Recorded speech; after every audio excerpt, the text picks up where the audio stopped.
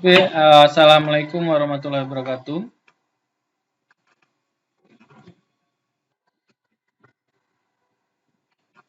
Waalaikumsalam. Oke,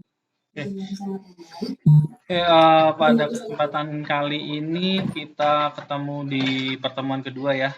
Minggu lalu kita sudah membahas terkait dengan kontrak perkuliahan, RPS kita selama 1 semester, dan materi-materi yang akan kita diskusikan. Selain itu juga saya menyampaikan pembukaan terkait dengan mata kuliah kita kali ini. Oke. Pada pertemuan kali ini kita akan membahas tentang konsep strategi belajar mengajar ya.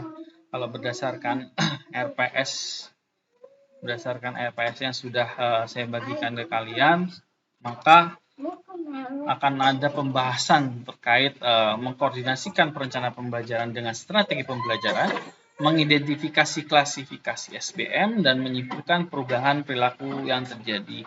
Nah, kalau kita lihat di RPS ada 3 ini ya. Jadi 3 ini pun sebenarnya merupakan gambaran. Boleh dari 3 ini pun kalian kembangkan.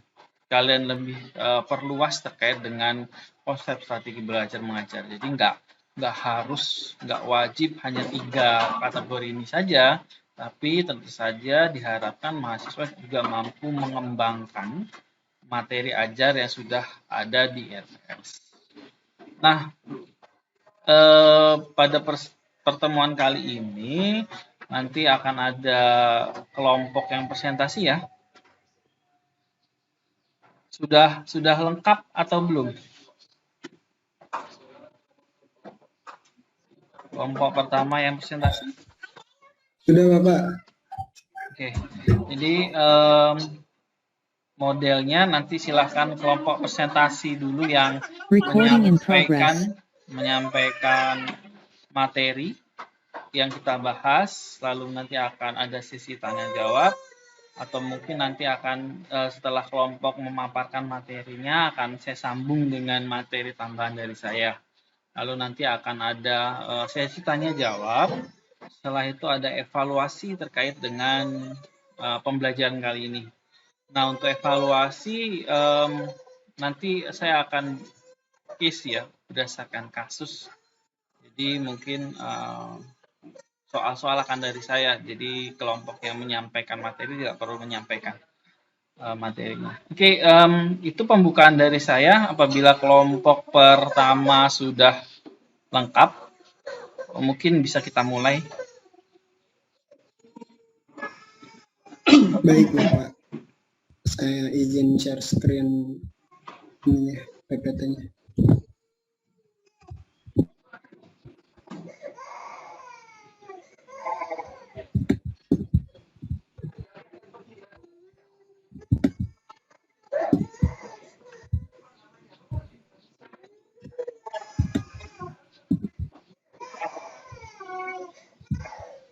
Jadi ya. Udah terlihat belum, teman-teman? Udah, Bu. Oke, baik. Bismillahirrahmanirrahim. Assalamualaikum warahmatullahi wabarakatuh. Shalom, Om Swastiastu, Namo Buddhaya, salam kebajikan. Selamat siang Bapak Adit dan selamat siang teman-teman semua. Kami dari kelompok 1 strategi belajar mengajar izin mempresentasikan terkait konsep strategi dan strategi belajar mengajar ini. Nah, di sini ada anggota kelompok kami. Yang pertama ada Anggi Evanda, yang kedua ada Astriawati, yang ketiga saya sendiri, Gusti Prasetyo, yang keempat ada Juan Carlos, dan yang kelima ada Nasrullah. Nah, terkait pembahasan kita yaitu konsep dasar nih dari strategi belajar mengajar. Saya mau nanya dulu nih ke teman-teman, kira-kira ada nggak sih yang punya pendapat terkait apa itu strategi gitu? Atau mungkin teman-teman mau ngejelasin ulang tentang apa itu belajar mengajar? Boleh banget nih, ada teman-teman yang mau ngasih pendapatnya nggak terkait strategi atau belajar mengajar ini? Boleh, Gus. Mungkin Oke, boleh. dari segi strateginya aja kali ya. Kalau strategi menurut saya itu cara yang disusun untuk mencapai suatu tujuan. Oke, Olive. Terima kasih atas pendapatnya Olive. Oke. Ada lagi mungkin satu lagi teman-teman yang ingin menjelaskan pendapatnya tentang strategi atau belajar mengajar? Boleh nih Gus, saya. Boleh. Kalau saya mau berpendapat dari segi belajar mengajar. Kalau menurut saya belajar mengajar itu kegiatan pembelajaran yang dilaksanakan di dalam kelas antara guru dan pendidik untuk. Oke, terima kasih Reinhard. Kita beri applause dulu buat Olive dan Reinhard yang sudah memberikan pendapatnya. Benar banget nih yang teman-teman udah bilang terkait strategi belajar dan mengajar. Nah, di sini ada nih menurut Pius Apartanto dan M. Dahlan Albari bahwa konsep strategi belajar mengajar adalah menjelaskan bahwa secara umum strategi itu mempunyai arti nih, yaitu suatu garis besar terkait arah bertindak dalam upaya mencapai tujuan atau sasaran yang telah ditentukan. Nah, terkait dengan pembelajaran, strategi biasanya diartikan sebagai taktik atau pola umum kegiatan guru dan siswa dalam mewujudkan kegiatan belajar mengajar untuk mencapai tujuan yang telah ditetapkan. Saya coba analogikan terkait strategi ini dengan mungkin ketertarikan teman-teman gitu. Misalnya ada teman-teman yang laki-laki mungkin menyukai sepak bola, pasti setiap pelatih sepak bola mempunyai strategi tersendiri nih untuk timnya gitu. Maka butuh untuk menyiapkan strategi untuk bertanding sepak bola tersebut. Misal biasanya FC Barcelona strateginya itu tiki taka nih. Nah, si pelatih Barcelona ini ingin dengan strategi yang tiki taka tersebut dia memenangkan pertandingan. Pun begitu halnya dengan guru gitu. Guru harus mempunyai strategi belajar mengajar yang bagus dan baik gitu. Ketika strateginya sudah baik, maka pelaksanaannya pun akan lebih tersusun dan akan lebih baik. Nah, sebaliknya kalau misalnya guru ini tidak mempunyai strategi yang baik atau misalnya tidak menyiapkan strategi, maka seperti analogi tim sepak bola tadi, si pemain akan kebingungan harus melakukan apa, dan siswa sebagai objek dalam belajar mengajar ini juga nanti akan bingung gitu, harus belajar apa dan nanti hasil belajarnya agak kurang maksimal kalau misalnya guru tersebut tidak menyiapkan strategi belajar mengajar dengan baik seperti itu. Nah, selanjutnya adalah tujuan dari strategi belajar mengajar. Pasti dalam menyiapkan strategi kita mempunyai tujuan. Nah, yang pertama itu adalah sebagai alat nih untuk mendukung konstruksi pengetahuan. Apa sih itu konstruksi pengetahuan? Nah, konstruksi pengetahuan adalah kegiatan atau proses seorang siswa dalam mencari dan menemukan informasi yang akan ia dapat. Nah, setelah informasi ini didapat, akan terjadilah diperolehnya pemahaman atau penafsiran secara menyeluruh terkait pengetahuan tersebut gitu. Jadi strategi belajar mengajar akan membantu siswa dalam proses konstruksi pengetahuan tersebut. Lalu yang kedua, strategi belajar mengajar ini sebagai sarana informasi untuk menambah pengetahuan yang akan mendukung para pelajar tentunya. Lalu yang ketiga, strategi belajar mengajar ini menjadi media untuk mendukung pembelajaran dengan berbicara. Karena biasanya terutama siswa ya, biasanya itu hanya guru yang menjelaskan, siswa mendengar mengajar yang baik, mungkin lebih baik melibatkan siswa, itu terutama dia siswa tersebut ini dapat berbicara gitu, dapat memberikan pendapatnya seperti itu. Lalu yang terakhir adalah SBM ini sebagai mitra intelektual untuk membantu pelajar gitu. Jadi udah banyak banget nih teman-teman bisa lihat sendiri tujuan dari kita menyiapkan suatu strategi belajar mengajar ini. Nah, lalu yang selanjutnya atau yang ketiga ada manfaat dari kita membuat strategi belajar mengajar, terbagi menjadi dua. Yang pertama ada manfaat bagi siswa. Nah, siswa ketika kita menyiapkan strategi yang baik, menjalankan strategi yang baik, maka harapannya siswa akan dapat berpikir kritis dalam melaksanakan proses pembelajaran gitu. Yang kedua adalah siswa dapat menyampaikan pemahaman materi gitu. Seperti yang sudah dibilang sebelumnya bahwa siswa ini butuh gitu berbicara, menyampaikan pendapatnya agar strategi belajar mengajar kita bisa lebih maksimal gitu. Nah, disinilah gitu manfaatnya siswa bisa menyampaikan pemahaman materi ini secara keseluruhan. Lalu yang ketiga, ada mempersiapkan diri menghadapi masalah yang akan terjadi, terutama dalam era yang sekarang gitu. Banyak sekali masalah-masalah yang terjadi, banyak kondisi yang terjadi, terutama seperti pandemi saat ini. Nah, strategi belajar dan mengajar yang tepat akan memberikan manfaat bagi siswa untuk diri mereka itu mempersiapkan diri menghadapi masalah-masalah yang akan terjadi kepada dirinya di kemudian hari gitu. Lalu nggak hanya dari manfaat untuk siswa aja nih, ternyata ada juga manfaat bagi gurunya terkait strategi belajar mengajar. Yang pertama adalah melatih siswa untuk berkreasi semaksimal mungkin tuh. Lalu yang kedua adalah guru dapat mempersiapkan generasi muda gitu. Mungkin teman-teman ingat banget nih pepatah dari Bung Soekarno kan, beri aku 10 pemuda maka akan kuguncangkan dunia gitu. Jadi generasi pemuda sangat dibutuhkan, apalagi untuk Indonesia menuju generasi emas 2045. Nah, siapa yang akan menyiapkan generasi muda ini? Tentunya para guru. Gitu. Dengan strategi belajar yang baik, akan bermanfaat juga nih untuk guru mempersiapkan generasi muda, melanjutkan generasi-generasi yang sebelumnya. Lalu yang terakhir adalah menciptakan kaum terpelajar yang kreatif gitu, karena sudah dilatih untuk berkreasi, sudah dilatih untuk menyampaikan pendapat, berbicara dan segala macam. Strategi belajar mengajar yang tepat akan menciptakan kaum terpelajar itu sebagai kaum yang kreatif gitu. Nah, ini menurut BIS et al. Tahun 2020. Lalu dilanjutkan sama Astriawati.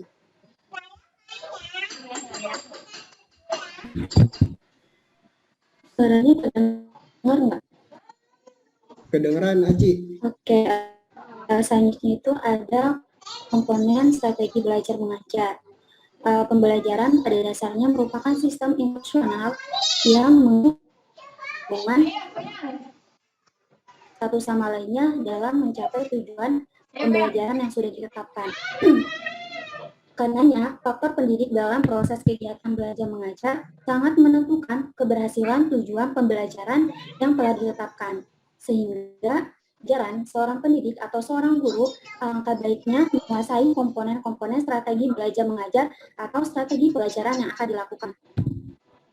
Komponen strategi belajar mengajar sendiri ada 5 bagian. Yang pertama itu urutan kegiatan pembelajaran. Sebentar, mengurutkan kegiatan proses belajar mengajar merupakan salah satu hal yang dapat memudahkan seorang guru dalam melaksanakan kegiatan pembelajaran, mulai dari mengetahui cara memulainya, menyajikannya, dan proses akhir yaitu penutupan. Untuk komponen pertama ini dibagi menjadi 3 subkomponen. Yang pertama itu ada subkomponen pendahuluan, di mana merupakan kegiatan awal yang ada dalam proses pembelajaran yang bertujuan untuk memberikan motivasi kepada siswa, memusatkan perhatian siswa, dan mengetahui kemampuan apa yang telah dikuasai siswa sebelumnya terkait materi yang akan disampaikan. Dalam subkomponen pendahuluan ini ada beberapa tahapan yang harus dilakukan oleh seorang pendidik atau seorang guru. Yang pertama itu memberikan gambaran singkat terkait pembelajaran yang akan dilakukan. Yang kedua itu merelevansikan isi pembelajaran dengan pengalaman siswa. Dan yang terakhir yaitu menjelaskan tujuan adanya proses pembelajaran yang akan dilakukan. Untuk subkomponen penyajian yang kedua ini merupakan kegiatan inti yang ada dalam proses pembelajaran. Pada tahap ini, hal yang perlu dilakukan oleh guru yaitu menguraikan materi pembelajaran, memberikan contoh atau ilustrasi terkait materi pembelajaran, dan yang ketiga memberikan latihan kepada siswa yang disesuaikan dengan materi pembelajaran yang telah berlangsung. Dan subkomponen yang ketiga itu ada penutup. Subkomponen penutup merupakan kegiatan akhir proses pembelajaran. Pada tahap ini adanya penegasan mengenai kesimpulan terhadap pembelajaran yang sudah dilakukan serta penilaian yang dilakukan oleh guru termasuk dalam pemberian penugasan materi yang diberikan baik melalui tes formatif atau umpan balik. Boleh next.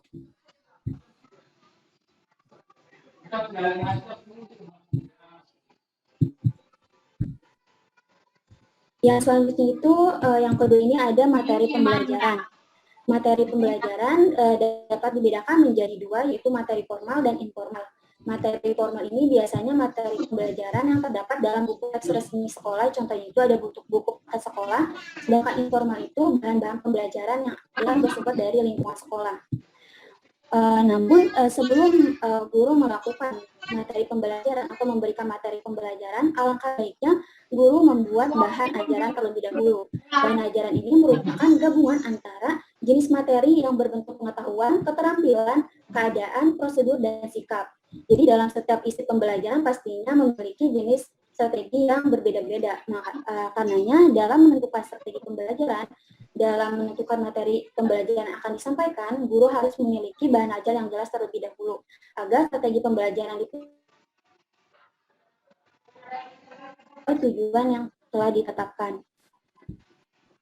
Yang ketiga ini ada metode pembelajaran. Metode merupakan salah satu cara yang dapat digunakan dalam melakukan penyampaian pesan pembelajaran. Karenanya untuk mencapai ketercapaian tujuan pembelajaran, dalam menentukan metode pembelajaran, seorang guru harus fokus dan pandai dalam memilih dan menggunakan metode-metode pembelajaran. Salah satunya itu harus memperhatikan materi dan karakteristik siswa, serta harus disesuaikan dengan pengetahuan, pemahaman, kemampuan, dan gaya belajar yang dimiliki oleh guru tersebut. Hal ini dilakukan agar strategi belajar yang akan dilakukan dapat sesuai dengan pencapaian keberhasilan tujuan pembelajaran. Adapun macam-macam metode pembelajaran itu seperti metode ceramah, metode demonstrasi, discovery, simulasi, diskusi, praktikum, studi mandiri, bermain peran, dan studi kasus. Boleh next? Yang keempat ini ada media pembelajaran. Media pada dasarnya merupakan bentuk saluran yang dapat digunakan dalam penyampaian pesan atau informasi pembelajaran. Media pembelajaran ini dapat berbentuk alat-alat elektronik, media cetak, media audio visual atau video, dan yang lainnya. Keberhasilan strategi belajar sebenarnya tidak didasarkan pada canggihnya media yang kita gunakan. Akan tetapi, ketetapan dan keefektifan media yang dipilih dan dipakai oleh orang guru. Karenanya, untuk mencapai ketetapan dan keefektifan media yang dipilih, ada beberapa hal yang harus diperhatikan oleh seorang guru. Yang pertama itu, media yang pembelajaran alangkah baiknya tepat dan sesuai dengan tujuan pembelajaran yang akan disampaikan. Yang kedua itu, dukungan media terhadap isi pembelajaran. Yang ketiga itu, kemudahan memperoleh media yang akan digunakan selama proses pembelajaran, dan yang keempat itu keterampilan guru dalam menggunakan media yang akan digunakan sehingga proses pembelajaran dapat berjalan dengan lancar. Yang kelima itu ketersediaan waktu dalam menggunakannya, artinya ada kecukupan waktu untuk melakukan proses belajar mengajar menggunakan media tersebut. Dan yang terakhir itu harus disesuaikan dengan kemampuan dan taraf berpikir siswa. Artinya media pembelajaran digunakan harus memperhatikan apakah siswa tersebut bisa menggunakan media tersebut atau tidak, seperti itu. Dan yang terakhir itu ada pengelolaan kelas. Pengelolaan kelas merupakan usaha yang dilakukan oleh seorang guru dalam menciptakan, memelihara, dan mengembangkan iklim belajar yang kondusif. Pengelolaan kelas pun dilakukan untuk menciptakan hubungan interpersonal yang baik dan iklim sosio-emosional yang positif antara guru dan siswa, serta terciptanya dan terpeliharanya organisasi kelas yang efektif dan produktif. Tidak hanya itu, dalam melakukan pengelolaan kelas, guru harus memiliki alokasi waktu yang baik dalam menyelesaikan dan menyampaikan informasi pembelajaran, sehingga dalam penempatan strategi belajar mengajar dapat mencapai proses pembelajaran yang sesuai dengan target yang telah ditentukan. Dan pada akhirnya pengelolaan kelas dapat diatasi dan dilakukan dengan baik oleh guru maupun siswa yang bersangkutan. Boleh next.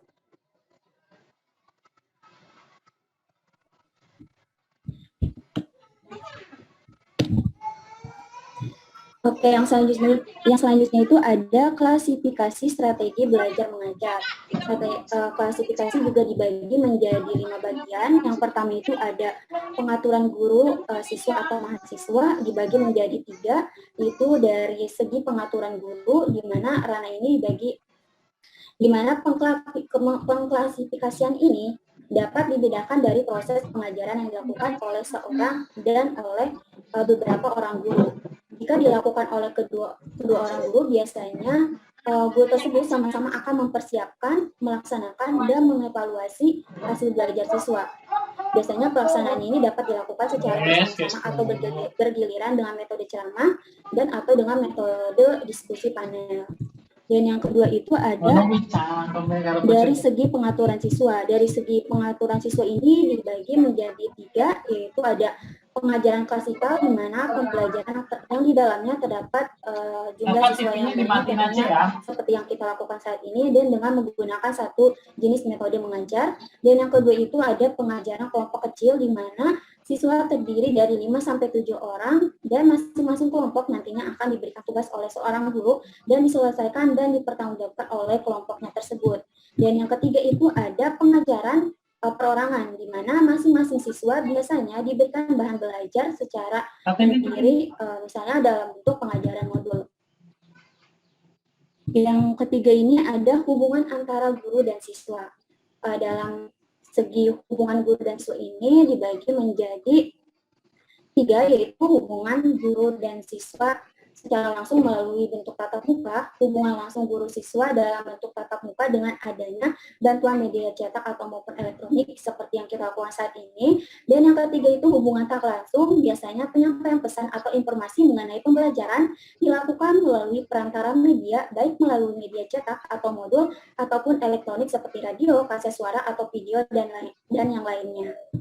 Yang kedua ini ada struktur peristiwa belajar mengajar. Struktur peristiwa belajar mengajar dibagi menjadi 2 bagian. Yang pertama ini struktur belajar mengajar bersifat terbuka. Biasanya proses belajar mengajar telah ditentukan secara relatif ketat dan guru tidak berani menyimpang dari persiapan mengajar yang telah dibuat. Yang kedua ini ada struktur belajar mengajar bersifat tertutup. Biasanya proses belajar yang dilakukan ini terpusat pada suatu masalah dan dipecahkan secara bersama-sama dalam proses pembelajaran secara keseluruhan sehingga proses pembelajaran yang kita lakukan ini memiliki arti dan makna dalam kehidupan yang nantinya akan kita jalani ke depannya. Yang ketiga ini ada klasifikasi peranan guru siswa dalam pengolahan pesan. Dibagi menjadi 2. Yang pertama ini ada pengajaran bersifat ekspositori. Artinya, pengajaran yang penyajian pesannya sudah dalam keadaan siap diolah tuntas atau telah selesai dipersiapkan oleh guru sebelum disampaikan kepada siswa. Jadi pengajaran lainnya ini sudah disiapkan oleh guru dan sifatnya ini sama dengan pembelajaran tertutup. Yang kedua ini ada pengajaran bersifat heuristik dan hipotetik, di mana pengajaran yang penyajian pesannya tidak diolah tuntas oleh guru dan biasanya pembelajaran ini bertujuan agar siswa dapat menyimpulkan pesan atau dapat memecahkan suatu permasalahan dalam proses pembelajaran baik dengan atau tanpa bantuan dan bimbingan guru. Biasanya sifat pengajaran ini sama dengan pembelajaran terbuka, artinya mendorong siswa atau mahasiswa untuk bersikap kritis terhadap suatu masalah yang terjadi di sekitar lingkungannya. Dalam substrategi heuristik ini ada 2, yaitu biasanya itu ada discovery atau penemuan dan inquiry atau penyelidikan. Untuk slide selanjutnya akan disampaikan oleh teman saya, Anggi. Terima kasih. Terima kasih, Aci. Sebelumnya mungkin Anggi mau tanya, suara Anggi kedengeran nggak ya? Terdengar. Oke. Melanjutkan dari Astri tentang klasifikasi dari strategi belajar mengajar. Jadi di sini ada klasifikasi strategi belajar mengajar, ada 2 jenisnya, yaitu ada proses pengolahan pesan, di mana proses pengolahan pesan di sini terbagi lagi menjadi 2, yaitu ada strategi pengajaran secara induktif dan strategi pengajaran secara deduktif. Mungkin kita akan bahas lebih detail tentang induktif terlebih dahulu. Nah, apa sih sebenarnya strategi pengajaran induktif? Jadi strategi pengajaran induktif ini adalah pengajaran yang dalam proses pengolahan pesannya ini bertolak dari contoh-contoh konkret yang bersifat umum dan dari fakta-fakta yang nyata. Mungkin kalau misalkan kita bisa highlight strategi pengajaran induktif itu mungkin adalah strategi pengajaran induktif strategi pengajaran induktif ini berasal dari fakta-fakta yang nyata. Lalu untuk yang kedua yaitu ada strategi pengajaran deduktif. Nah, strategi pengajaran deduktif di sini adalah pengajaran yang dalam proses pengelolaannya, pesannya para siswa akan diperkenalkan kepada konsep-konsep yang bersifat abstrak menuju proses pembuktian. Jadi perbedaannya di sini lumayan jelas ya. Kalau strategi pengajaran induktif tadi ini berdasarkan fakta, kalau pengajaran deduktif ini bersifat abstrak menuju proses pembuktian. Lalu yang kedua, klasifikasi strategi belajar mengajar yaitu adalah tujuan belajar. Nah, tujuan belajar di sini juga terbagi menjadi 3, yaitu yang pertama ada kemampuan intelektual. Nah, kemampuan intelektual di sini adalah, maaf mungkin di sini salah tulis ya. Kemampuan ini tercipta mulai dari baca, tulis, hitung dengan kemampuan dalam memperhitungkan sesuatu. Lalu yang kedua itu ada strategi kognitif. Strategi kognitif di sini adalah kemampuan dalam mengatur cara belajar, berpikir dan memecahkan suatu masalah. Lalu yang ketiga ini ada informasi verbal. Jadi informasi verbal di sini adalah kemampuan dalam menyerap pengetahuan. Jadi bagaimana seorang siswa nantinya harus mampu untuk menyerap pengetahuan. Hal ini biasanya terjadi karena adanya kemampuan seorang siswa terpancing nih untuk mencari dan mengolah sendiri informasi dan suatu.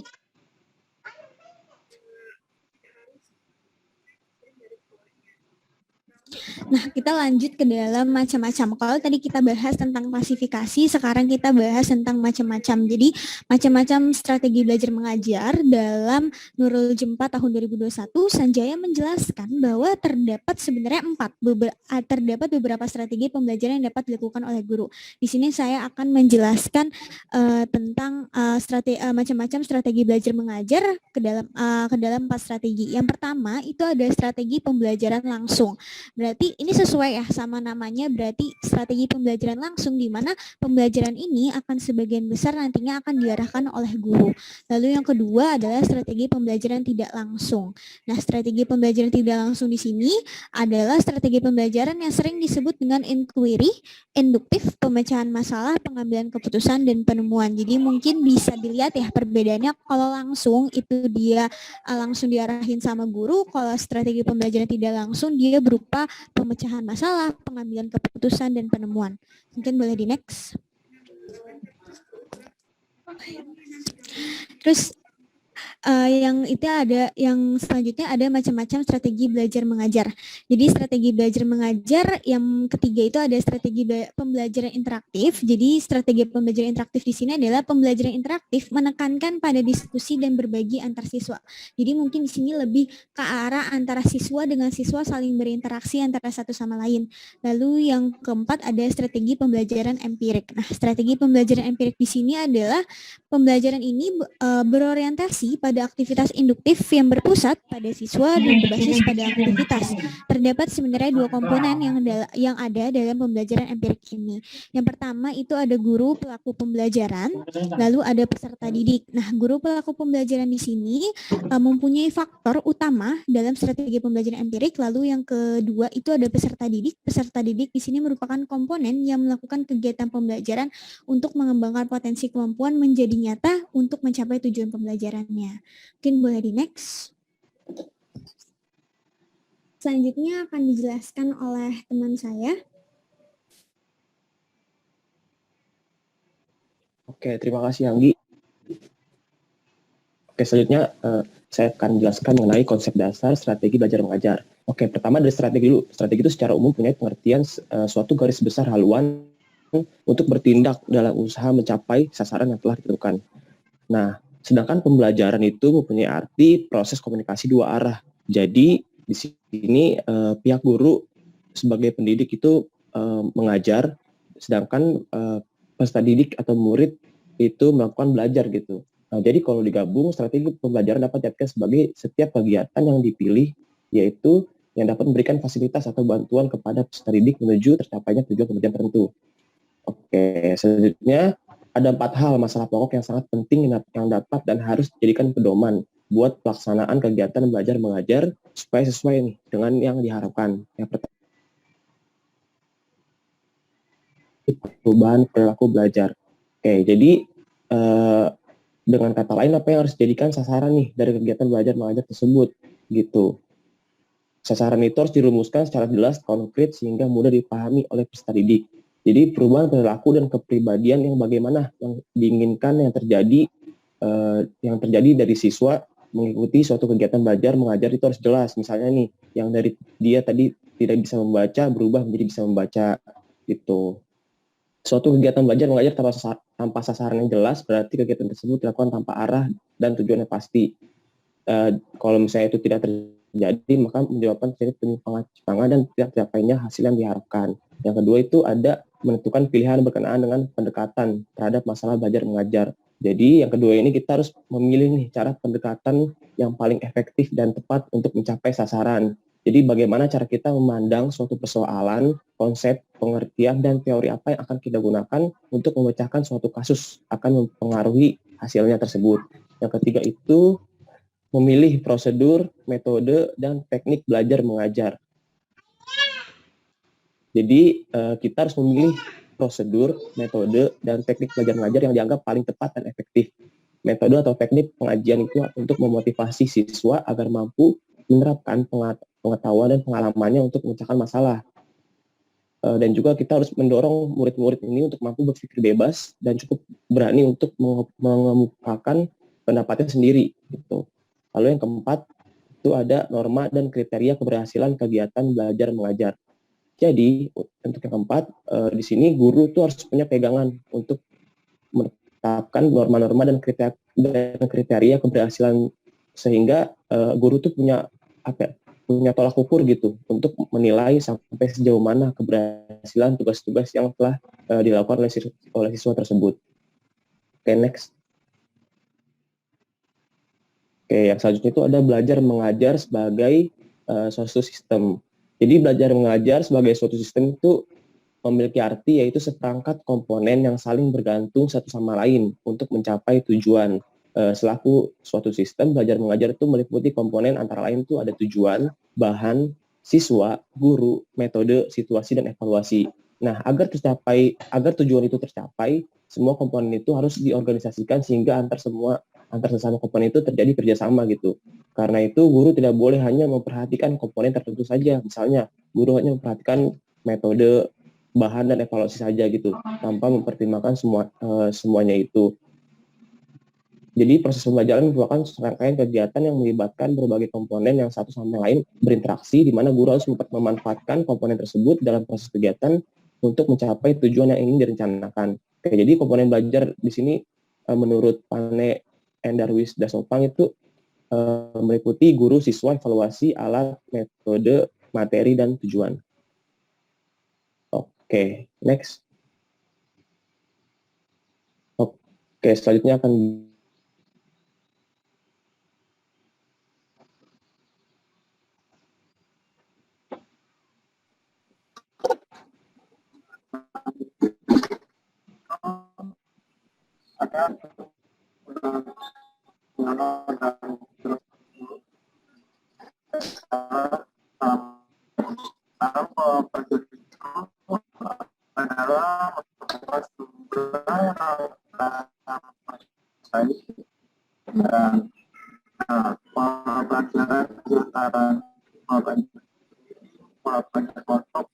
belajar diskusi dari masing-masing pengalaman itu tentunya memiliki kelebihan dan kekurangan. Dalam pelaksanaan telah dilakukan oleh siswa di rumahnya masing-masing. Nah, sekarang di saat pandemi ini pelajarannya secara online. Lanjut. Gus. Lanjut, Gus.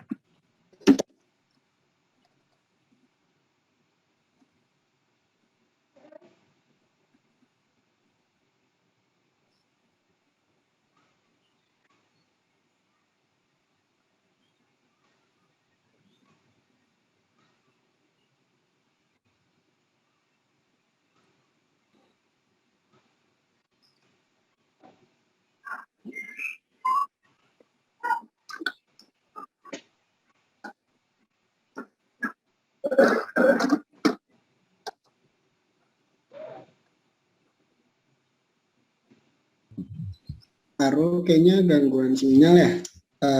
Saya izin coba lanjutin ya. Jadi di sini ada beberapa pola pembelajaran menurut Robert M. Greg, gimana nih bacanya? Ya, pokoknya itulah ya, menurut Robert M. Greg nih. Yang pertama adalah ada bahasa isyarat nih. Aru udah balik nih. Udah. Oke. Lanjut ya. Nah, selanjutnya itu ada bahasa isyarat. Bahasa isyarat ini adalah sinyal learning dengan mirip conditioning menurut Pavlov dan timbul setelah jumlah pengalaman tertentu. Nah, respon yang timbul itu bersifat umum, kabur, emosional, dan timbulnya refleks dan tak dapat dikuasai. Contohnya itu guru memberi isyarat dengan tunjuk silang untuk memberitahu agar tidak ribut atau ngobrol. Nah, yang dimaksud dengan belajar isyarat adalah belajar sesuatu dengan tidak sengaja, yaitu sebagai akibat dari suatu rangsangan yang dapat menimbulkan reaksi tertentu. Nah, respon tersebut itu bersifat umum, kabur, dan emosional. Nah, contoh lainnya itu misalkan siswa senang belajar bahasa Inggris karena gurunya itu bersikap ramah ataupun humoris, atau pembelajarannya itu menarik, seperti itu. Atau belajar stimulus respon adalah alam pola belajar ini dibentuk hubungan antara suatu perangsang dan suatu reaksi berdasarkan efek yang mengikuti pemberian reaksi tertentu sehingga melahirkan perilaku yang segera atau konsep. Contohnya itu konsep merah dingin dan lain-lain, dan melalui latihan-latihan respon dapat diatur dan dikuasai. Nah, dimaksud dengan belajar stimulus respon ini adalah belajar yang sengaja dan menimbulkan respon secara fisik. Nah, tetapi respon tersebut sudah dilatih dan sudah diatur atau dikuasai. Nah, misalkan nih seseorang siswa dapat menyelesaikan suatu soal, tetapi sebelumnya itu guru sudah memberikan penjelasan tentang tipe soal yang sama, seperti itu. Next, Gus.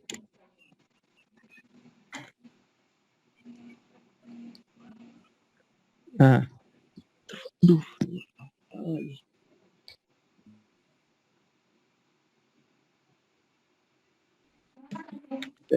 selanjutnya itu ada verbal acquisition. Nah, verbal acquisition itu adalah terbentuk hubungan antara suatu perangsang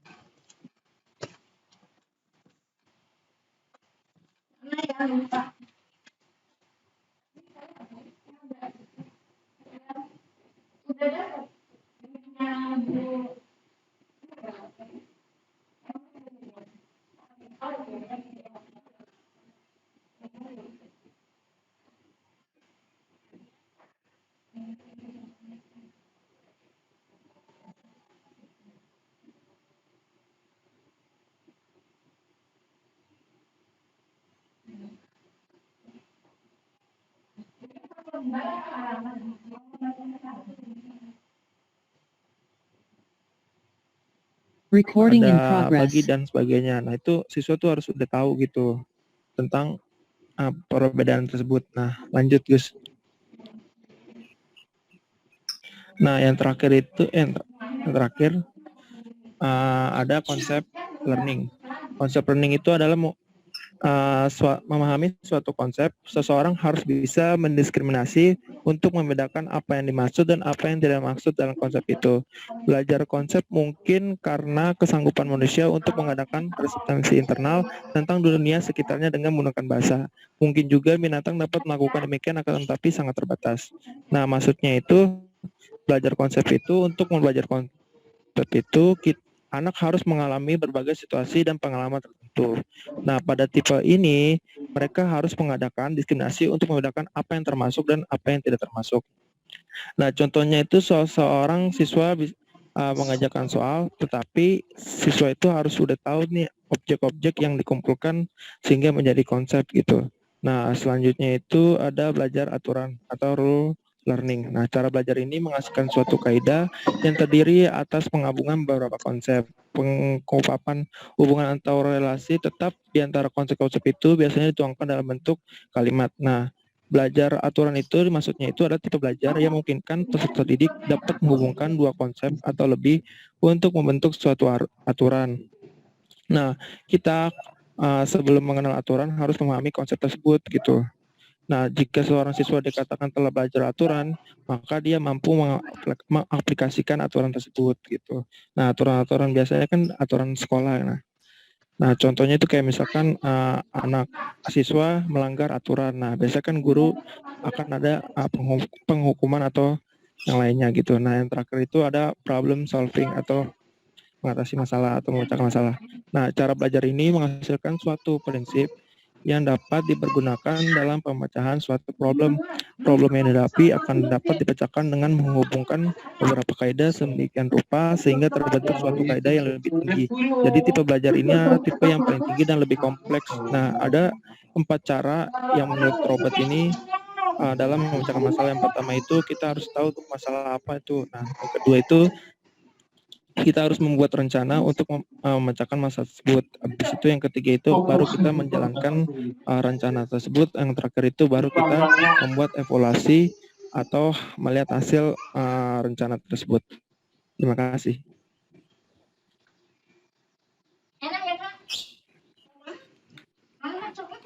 Baik, cukup sekian presentasi dari kelompok kami. Kurang lebihnya mohon maaf. Mungkin dilanjutkan sama teman-teman yang ingin mau bertanya, dipersilakan. Oke, boleh dari Khalifah.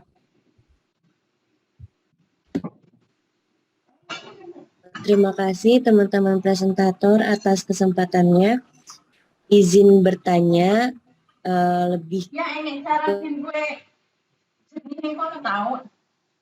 ini gitu kan, gimana sih strategi belajar yang baik dibuat untuk pengajar gitu, apalagi kan nanti kita PKM kan, kita nyusun strategi kita nanti PKM gimana gitu.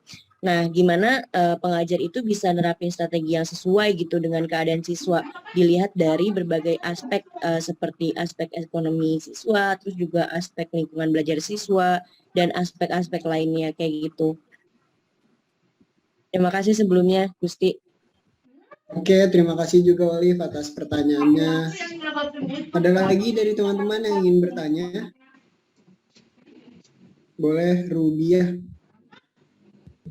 Iya, terima kasih untuk kelompok 1 atas kesempatannya. Saya Rubiah Tadawiyah, izin bertanya, menurut kalian bagaimana strategi pembelajaran yang baik untuk siswa yang mungkin pembelajaran saat ini kan sering banget dia pasti bosan gitu kan dengan media ataupun media pembelajaran ataupun merasa kelelahan. Nah, gimana sih menurut kalian menghadapi pembelajaran kali ini, strategi apa baik dari segi metodenya maupun media ataupun juga alokasi waktu kayak gitu. Sekian, terima kasih. Oke, terima kasih juga Ruby atas pertanyaannya. Dari teman-teman yang lain ada lagi? Yang baik Oke, mungkin sembari menunggu teman-teman memikirkan gitu, mungkin ya pertanyaannya apa. Coba saya simpulkan, tadi Olive bertanya tentang strategi belajar mengajar yang baik. Dilihat dari berbagai aspek ya, seperti aspek ekonomi, lingkungan, dan lain-lain. Sementara Ruby bertanya terkait strategi yang baik, dilihat dari segi metode, media, maupun alokasi waktu pembelajaran seperti itu. Mungkin boleh dijawab dulu yang pertama dari teman-teman presentator. Coba, Anggi mau jawab ya? Mungkin ini Anggi mau jawab pertanyaan Olive. Suaranya kedengaran kayak Udah lama-lama ya, Kak. apa macet-macet? Masuk, Anggi. Masuk ya. Oke. Jadi mungkin kalau tadi Olive lebih nanya itu adalah gimana sih ya cara strategi belajar pembelajaran yang baik itu seperti apa di masa pandemi seperti sekarang ini ya, lebih ke secara umum. Jadi kalau misalkan strategi belajar mengajar yang baik di masa pandemi ini, mungkin Anggi akan lebih ngasih tahu untuk strategi belajar yang strategi pembelajaran yang tidak langsung. Jadi strategi pembelajaran tidak langsung ini yang tadi sudah Anggi sebutin ya, yang bersifat inquiry, induktif, pemecahan masalah, pengambilan keputusan, dan penemuan. Kenapa sih Anggi menyarankan strategi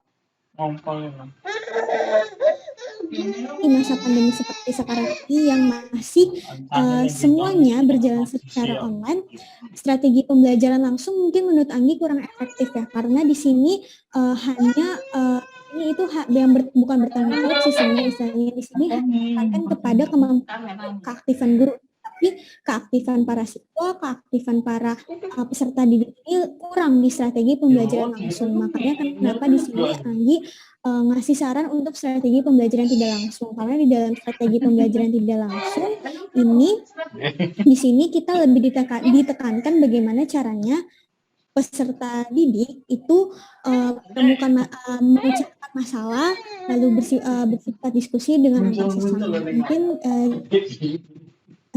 cukup seperti itu mungkin dari teman-teman ada yang menambahkan.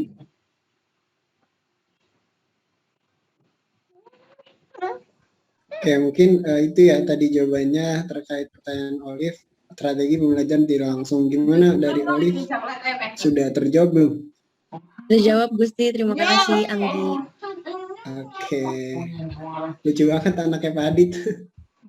Oke, mungkin satu lagi ya pertanyaan dari Ruby tadi, ada yang ingin menjawab dari teman-teman yang lain?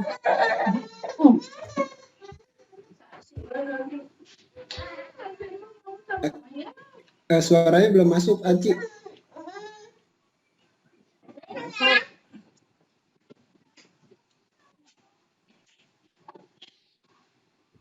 Masuk nggak? Suaranya masuk nggak? Masuk, Ci. Oke. Assalamualaikum warahmatullahi wabarakatuh. Selamat siang teman-teman semuanya. Saya Astriawati, perwakilan dari kelompok 1, izin menjawab pertanyaan dari Rubia. Intinya itu bagaimana strategi belajar mengajar yang baik dari segi metode, media, atau alokasi waktu. Untuk dari metode sendiri, sebaiknya mungkin kita nanti juga bakal jadi seorang guru ya, atau mungkin ada beberapa teman yang bercita-cita menjadi seorang guru, alangkah baiknya menggunakan metode pembelajaran yang tidak itu saja. Jadi harus metode pembelajaran yang kita lakukan itu harus bervariasi. Jadi enggak sepenuhnya kita melakukan pembelajaran dengan metode ceramah, tapi bisa diselingi dengan metode yang lainnya, sehingga siswa juga enggak ngerasa bosan gitu dalam proses pembelajaran. Terus dalam penugasannya pun alangkah baiknya kita nantinya sebagai seorang guru itu tidak terlalu memberikan beban tugas yang banyak kepada para siswa, tetapi bisa mengajak para siswa untuk mengerjakan tugas dengan cara bermain game seperti teka-teki silang. Jadi di situ nanti siswa akan ikut serta aktif dalam proses pembelajaran atau penugasan yang akan kita berikan. Sedangkan untuk media, dalam media pun kita harus memiliki variasi yang berbeda-beda.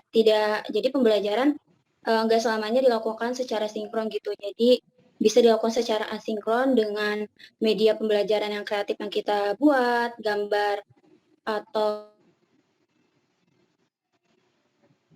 di media aplikasi lainnya yang bisa menumbuhkan pemikiran kritis dari para siswa ini. Tuh. Terus tadi juga kan udah dijelasin ya terkait media, ada beberapa hal yang perlu dilakukan oleh guru.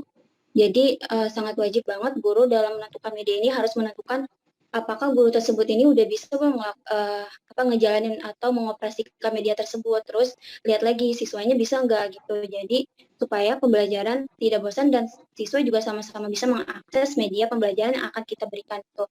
Untuk alokasi waktu sendiri, sebaiknya sebelum menentukan berapa lama kita akan memberikan pembelajaran kepada siswa, alangkah baiknya guru itu harus mengetahui seberapa lama atau mengetahui seberapa cepatnya konsentrasi siswa itu. Jadi dari beberapa hal yang Aci baca sebelumnya itu ada bahwa konsentrasi kita dalam belajar itu hanya sampai pada 30 atau 48 menit. Jadi sisanya untuk menit-menit selanjutnya itu kita bakal terdistract atau terganggu oleh orang-orang atau hal-hal lain yang ada di sekeliling kita. Jadi alangkah baiknya guru harus memberikan pembelajaran yang kompleks atau sesuai di menit-menit sebelum 48 menit itu. Jadi nanti proses pembelajaran dapat diberikan atau diserap oleh siswa secara menyeluruh gitu. Mungkin dari Eci cukup, mungkin dari teman-teman kelompok 1 ada yang ingin menambahkan. Terima kasih. Oke, terima kasih Aci. Tadi Ruby yang bertanya. Gimana Ruby kira-kira sudah terjawab belum? Sudah Gusti, makasih banyak Aci atas jawabannya. Oke Ruby, terima kasih juga sudah bertanya. Nah mungkin setelah tadi teman-teman memikirkan pertanyaannya gitu, ada lagi nggak nih dari teman-teman yang ingin bertanya? Oke, boleh Ega. Iya, tes sebelumnya suaranya masuk nggak? Putus-putus nggak? Masuk Ega. Oke, sebelumnya perkenalkan nama saya Ega Nurdianto dari kelompok 5. Dan di sini yang ingin saya tanyakan bahwa tentu nggak bisa dipungkiri ya bahwa banyak masyarakat Indonesia, peserta didik Indonesia itu nggak ada yang memiliki keterbatasan atau yang biasa kita kenal dengan difabel. Nah, sedangkan pendidikan inklusi sekarang ini juga lagi digaungkan gitu bahwa nggak sepenuhnya nanti satu kelas pun juga dalam tanda kutip dari keadaan fisik maupun dan lainnya itu normal, tapi ada juga pasti ada gitu. Bukan pasti ada aja siswa atau peserta didik yang memiliki difabel atau different ability atau disabel. Nah, pertanyaan saya, menurut kelompok kalian tuh strategi belajar mengajar apa sih yang cocok diterapkan nantinya dalam suatu pembelajaran di kelas jika ada salah satu atau salah dua di antara siswanya yang memiliki keterbatasan seperti difabel? Terima kasih. Baik, terima kasih Ega pertanyaannya. Tadi terkait strategi belajar mengajar untuk para difabel ya Ega. Langsung dijawab aja kali ya. Saya coba izin menjawab pertanyaan dari Ega. Jadi kalau menurut saya pribadi untuk strategi belajar mengajar untuk difabel ini coba kita sesuaikan dengan mohon maaf kekurangan dari siswa tersebut gitu.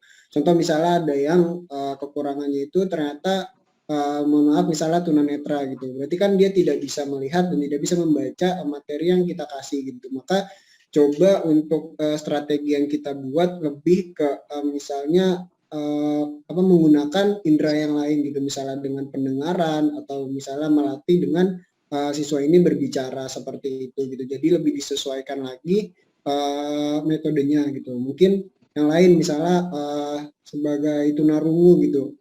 Nah, karena dia tidak bisa mendengar dan kemungkinan besar seorang tunarungu juga tidak bisa berbicara, maka coba kita maksimalkan nih strategi belajar mengajar dengan membaca gitu. Kita manfaatkan indera-indera yang masih berfungsi dengan penyesuaian juga gitu ya. Jadi jangan sampai mereka memiliki keterbatasan tapi dari kita tuh malah nggak ngasih metode strategi belajar mengajar ke teman-teman yang semuanya itu sama gitu. Jadi ada perbedaannya di situ sih.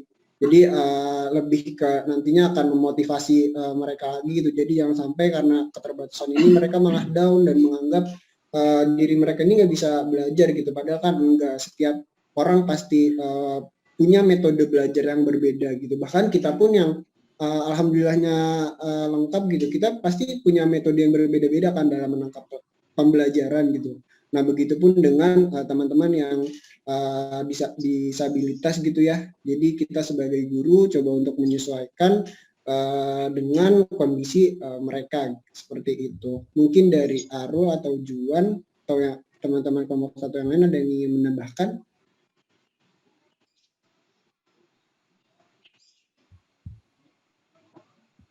Oke, kayaknya cukup nih Ega. Gimana dari Ega, udah terjawab belum? Iya, sudah terjawab sih. Jadi sudah terjawab. Jadi harus disesuaikan lagi kepada teman-teman atau peserta didik yang mengalami atau yang memiliki keterbatasan. Oke, terima kasih Gusti. Oke, baik. Terima kasih juga Ega sudah bertanya. Mungkin dicukupkan ya sesi tanya jawabnya. Kurang lebihnya dari kita mohon dimaafkan. Nyampe ke materi. Assalamualaikum warahmatullahi Kok wabarakatuh. nunggu ade? Waalaikumsalam. Warahmatullahi wabarakatuh. Waalaikumsalam warahmatullahi wabarakatuh. Oke, terima kasih kelompok pertama. Saya apresiasi untuk materi dan penyampaian bagus ya. Berarti sudah mempersiapkan dengan baik terkait dengan isi materi. Menyampaikan juga sudah bagus. Saya harap nanti ke depannya kelompok lain tetap melihat atau bisa mengevaluasi apa yang sudah disampaikan oleh kelompok 1 sebagai bahan pembelajaran buat kelompok 2 untuk memperbaiki. Nah, sama halnya sebenarnya kalau kalian jadi guru ya. Ini belum jadi guru, kalian masih jadi mahasiswa. Harusnya kelompok berikutnya mempelajari nih. Tadi kelompok 1 apa yang kurang ya? Coba apa yang kurang, misalnya seperti itu. Lalu nanti kelompok 2 tentu saja walaupun memang materinya berbeda, tentu saja akan menggunakan strategi. Pasti saya yakin dari kalian atau mungkin kelompok 1 sudah menggunakan strategi. Oh, strateginya nanti gimana ya? Siapa duluan ya? Oh, bagaimana nanti saya menyampaikan? Siapa yang share screen dan sebagainya? Pasti kalian sudah berkoordinasi supaya sehingga pada kesempatan kali ini juga mampu menampilkan hal yang baik gitu. Jadi nanti kelompok 2, kelompok 3 dan seterusnya mungkin bisa juga ibaratnya melihat atau mengevaluasi dari kelompok-kelompok yang lain. Oke, mungkin saya akan sedikit menanggapi terkait pertanyaan dan pernyataan tadi ya, bagus-bagus banget. Menurut saya sudah tepat semua sih. Mungkin saya hanya menambahkan terkait strategi apa yang cocok. Ini pasti pertanyaan bakal muncul kalau kita bicara tentang strategi belajar mengajar, pasti akan muncul. Lalu bagaimana menjawab yang baik gitu ya? Sebenarnya jawabannya udah bagus, udah mewakili. Apalagi tadi siapa Olin yang tanya ya, terus si Ega kalau nggak salah ya, bukan Ega, tadi yang kelompok siapa tadi yang menanggapi bahwa dengan strategi belajar yang tepat gitu ya. Nah, mungkin secara umum saja sebenarnya strategi belajar yang tepat itu adalah strategi yang sesuai. Sesuai di sini kita kaitkan dengan apa materinya, siapa siswanya, berapa waktunya, dan apa mata pelajarannya. Seperti itu.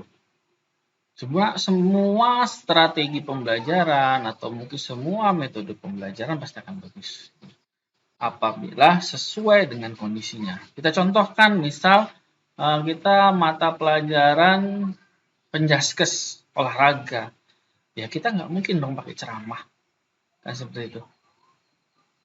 Maka kalau penjaskes seperti apa ya kita praktek, atau mungkin yang menggunakan metode-metode lainnya. Nah, misal kadang kan orang bilang ceramah itu jelek, ya belum tentulah. Kalau misalnya pengajian itu kan pakai strategi ya, strategi gitu ya. Kalau pengajian itu pakai apa ya? Pasti paling baik ya ceramah gitu ya. Apa ada kalau kita nonton pengajian dia pakai project based learning? Kan enggak. Pasti pakai metodenya adalah ceramah gitu ya. Jadi memang menariknya sebagai seorang guru adalah kita harus mampu menganalisis situasi, menganalisis materi, menganalisis media yang akan kita gunakan supaya apa yang sudah kita tentukan di awal dapat berjalan sesuai dengan apa yang rencanakan. Jadi tadi kita memang terkait dengan perencanaan pembelajaran. Oke. Mungkin itu sedikit yang saya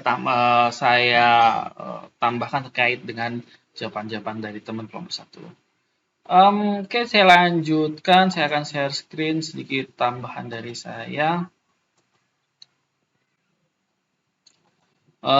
Kalau saya lihat tadi sebenarnya ada beberapa juga bahasan ya, karena kita sumbernya sama ya, mungkin dari internet, dari buku dan sebagainya. Ada juga ternyata yang dibahas oleh teman-teman kelompok 1 ini. Nah, tadi beberapa saya delete aja karena sudah saya disampaikan. Nah, terkait tadi karena saya akan lebih ke fokus ke RPS kita ya. Kalau tadi menurut saya kelompok 1 sudah mengembangkan apa yang ada di RPS. Nah, saat kita bilang kita itu mengkoordinasikan perencanaan pembelajaran dengan strategi belajar, maka ya dari awal kita ya minimal kita tahu dulu deh. Walaupun sebenarnya kalian sudah juga dapat mata pelajaran perencanaan pembelajaran. Jadi di sini ada beberapa, saya share screen dulu. Nah, di sini ada beberapa pendapat terkait dengan perencanaan pembelajaran. Ada dari Gentry tahun 1000, sorry, ada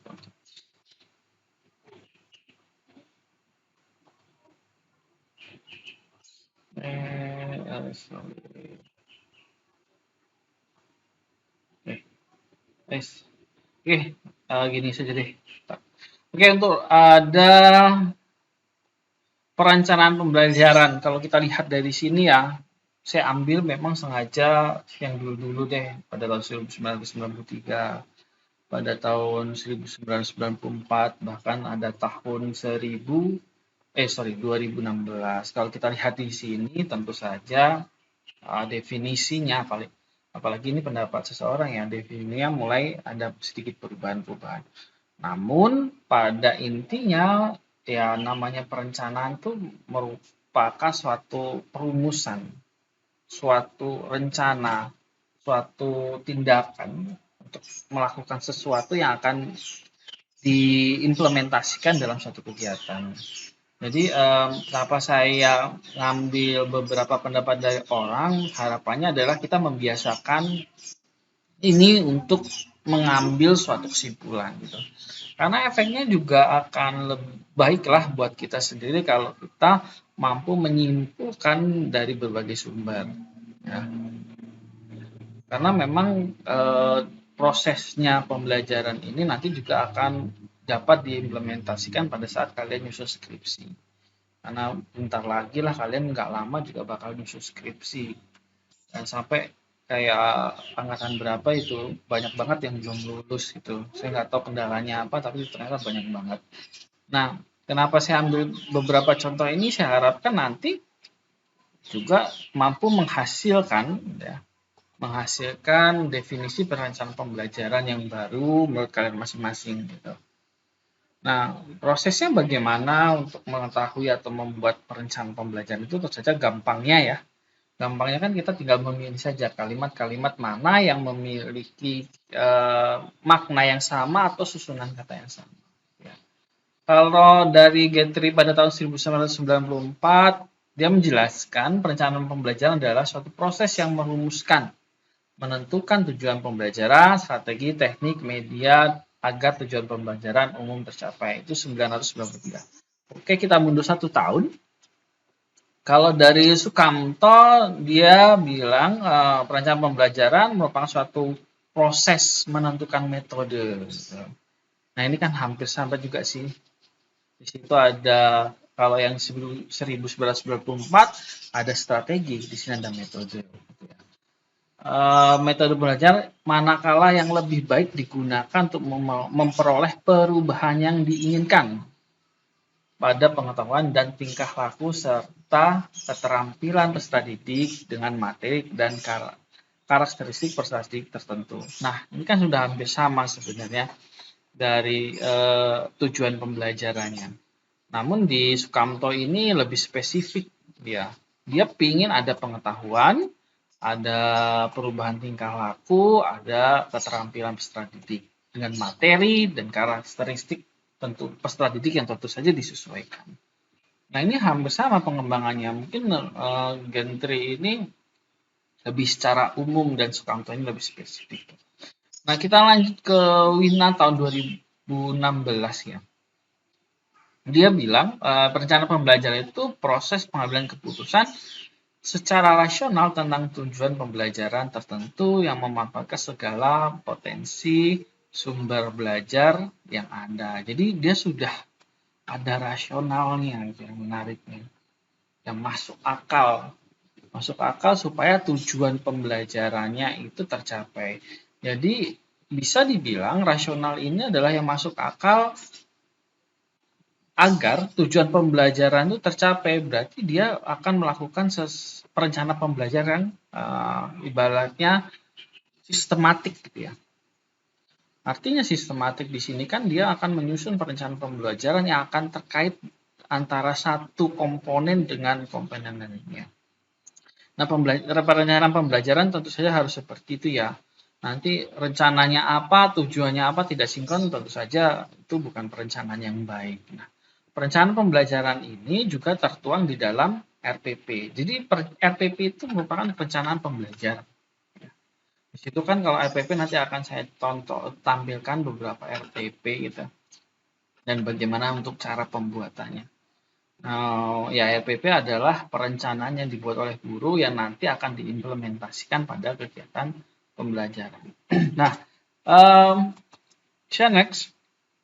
Di sini perencanaan pembelajaran saya bahas sedikit. Menurut Dick and Carey sebenarnya kita ambil kesimpulan di sini model pembelajaran menurut Dick and Carey ada 8. Yang pertama mengidentifikasi kebutuhan pembelajaran dan menulis tujuan pembelajaran umum. Nah, bagian 1 ini adalah bagian di mana kita mengetahui apa yang mau disampaikan. Nah, sumbernya dari mana? Tentu saja dari silabus. Silabus dari mana? Bisa dari kurikulum yang dikeluarkan pemerintah. Jadi, apa kebutuhan pembelajarannya? Apa materi yang akan disampaikan? Nah, lalu di situ akan menulis tujuan pembelajaran secara umum. Tujuan pembelajaran secara umum seperti apa? Tujuan pembelajaran yang mampu menggambarkan keseluruhan dari tujuan pembelajaran khusus, gitu ya. Misalnya di di materi kita kali ini terkait dengan konsep SBM, gitu ya. Konsep SBM itu menurut saya adalah tujuan pembelajaran secara umum. Mahasiswa mampu memahami konsep SBM. Nah, mungkin ini ada kaitannya, ada kaitannya dengan nomor 4 juga, gitu ya.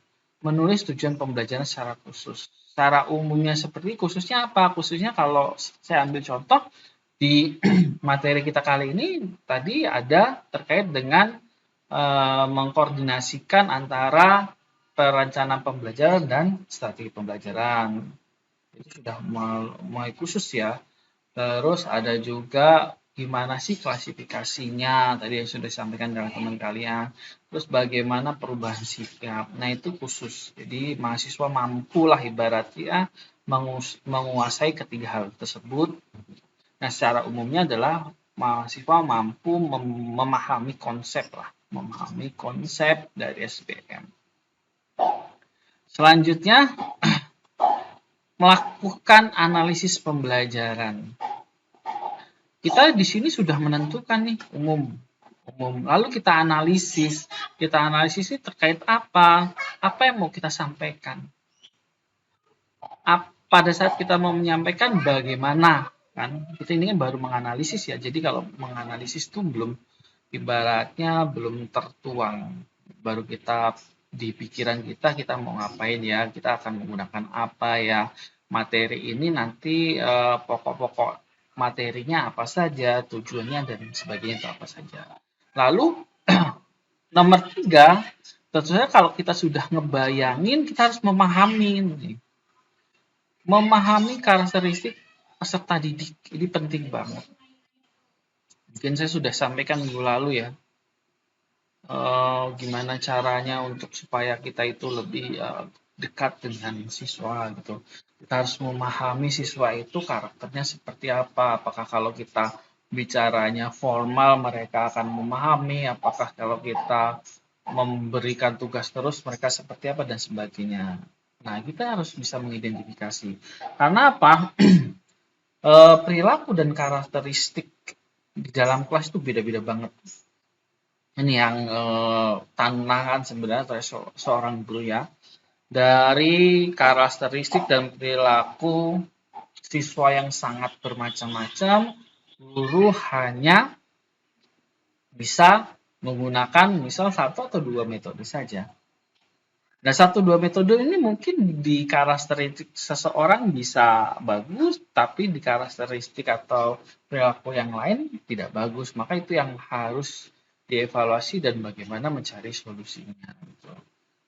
Bisa saja siswa itu introvert lah, ibaratnya susah untuk berkomunikasi dengan orang atau tertutup ibaratnya, maka kita harus yang mencari partner yang ibaratnya mau komunikasi dengan si anak tersebut. Maka kita harus mencarilah, karena kan kalian pasti bisa ngebayangin ya, waktu zaman kalian SMA atau mungkin sekarang kalian bisa ngebayangin pasti anak-anak atau teman-teman saya sekelas itu beda-beda, perilaku karakteristiknya beda-beda. Dosen itu ya untungnya dosen ya, kalau dosen lebih mudah lah untuk pengajaran menurut saya, karena mahasiswa itu memang dituntut mandiri, beda dengan guru. Kalau guru menurut saya lebih sulit karena tidak hanya sekedar memberikan ilmu tapi mendidik juga, gitu ya. Mendidik terkait dengan perilaku. Jadi mengidentifikasi ini siswa di awal pembelajaran mungkin bisa dilihat pada saat kita perkenalan kalau baru pertama masuk. Nah, itu bisa menjadi dasar lah, dadakan lah ibaratnya, tahu bulat dadakan untuk menganalisis apa ya yang akan saya lakukan gitu. Karena kan kalau kita baru kenalan, ternyata kita sudah merencanakan semalam, ternyata beda nih anak-anaknya, maka di situ kita boleh melakukan modifikasi walaupun RPP yang sudah kita buat tidak sama pada pelaksanaan, itu nggak masalah karena RPP itu cuma rancangan aja, bisa berubah kapan saja sesuai dengan keadaan. Oke, menulis tujuan khusus yang tadi sudah saya sampaikan terkait dengan umum dan khusus. Lalu yang nomor 5, menyusun tes acuan patokan. Nah, menyusun tes ini maksudnya bagaimana caranya, kan karena tadi sudah ada materi, sudah ada tujuan umum dan khusus yang akan dicapai, bagaimana tujuan itu bisa tercapai. Kalau memahami, misalnya paling gampang, ya tulis saja tesnya jelaskan. Kita memahami pengertian dari SPM. Berarti kalau tujuannya memahami, saya mau membuat misal tesnya adalah terkait dengan jelaskan pengertian dari SPM, seperti itu. Jadi sinkron antara tes yang mau kita berikan dengan tujuan yang sudah kita tetapkan. Jadi saling menjawab. Ini menyusun strategi pembelajaran. Tadi karena kita sudah mengidentifikasi karakteristik dan keadaan di kelas itu seperti apa, maka kita bisa menentukan strategi pembelajaran mana yang tepat sehingga kita memilih metode yang tepat juga pada saat pelaksanaannya. Nah, selanjutnya nomor 7 ada pengembangan bahan ajar, yang saya rasa kalian sudah melakukan pengembangan bahan ajar. Kelompok 1 tadi saya nilai sudah mengembangkan bahan ajar karena RPS yang saya sampaikan itu simple, ringkas, tetapi kelompok 1 bisa menyajikan dengan sangat baik. Itu pengembangan bahan ajar. Jadi bisa menggunakan sumber referensi dari manapun. Nah, selanjutnya mendesain dan melaksanakan evaluasi formatif dan sumatif, gitu ya. Nah, ini lebih ke arah bagaimana kalau evaluasi formatif ya, formatif bagaimana pengukuran terhadap kemampuan si siswa, gitu. Kemampuan terkait dengan pengetahuan si siswa. Jadi kalau sudah menyampaikan materi diukur, ibaratnya kalau formatif ini lebih ke angka lah, kuantitatif gitu ya. Jadi dapat nilai berapa nih setelah melakukan setelah kita menyusun tes acuan patokan tadi atau membuat soal. Evaluasi formatifnya dia menguasai materi itu bagaimana ya, dan dituangkan ke dalam nilai. Gitu. Kalau sumatif ini lebih ke proses perkembangan si peserta didik.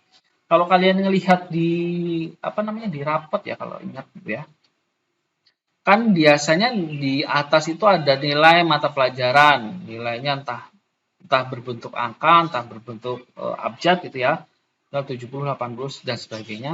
Nanti di bawahnya kan ada butuh pendampingan ekstra dalam belajar dan sebagainya. Nah, itu evaluasi sumatif, ibaratnya kualitatif lah. Jadi guru juga harus memahami peserta didiknya seperti apa, perkembangannya seperti apa, sehingga si guru mampu membuat evaluasi sumatifnya. Ini kalau yang nomor 8 ini lebih ke pengisian rapot lah, bisa di situnya.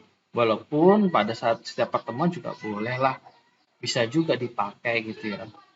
Tapi kan kalau yang tertulis terkait evaluasi formatif dan sumatif ya yang di rapot itu. Kalau sekedar setiap pertemuan ya kita sumatifnya cuma mengevaluasi, oh anak ini ada perkembangan dan sebagainya. Nah itu kesimpulan terkait perencanaan pembelajaran model Dick and Carey. Nah kayak Bloom, Dick and Carey ini apa ya, ibaratnya sebagai bapak guru lah, bapak pendidikan. Kalau kayak Menkyu kan bapak ekonomi gitu ya. Bapak pendidikan itu ya Bloom dan Dick and Carey biasa yang digunakan. Saya dulu punya ada buku aslinya berbahasa Inggris dulu, tapi karena lupa atau mungkin dipinjam akhirnya nggak balik itu bukunya si Bloom dan Dick and Carey. Menarik sih untuk mempelajarinya walaupun pastinya sudah ada perkembangan untuk saat ini. Oke, next saya akan mengaitkan tentang strategi belajar mengajar. Ini tadi saya rasa hampir sama juga dengan perencanaan pembelajaran. Ini saya ambil yang terbaru, jadi kalian bisa menyimpulkan atau mulai kesimpulan terkait dengan strategi pembelajaran seperti apa. Nah, ini jangan sampai salah ya antara mode pembelajaran dan metode pembelajaran. Ternyata ini dua hal yang berbeda walaupun ada keterkaitan. Mungkin ada yang mau nyampein pendapatnya, model itu apa, metode itu apa?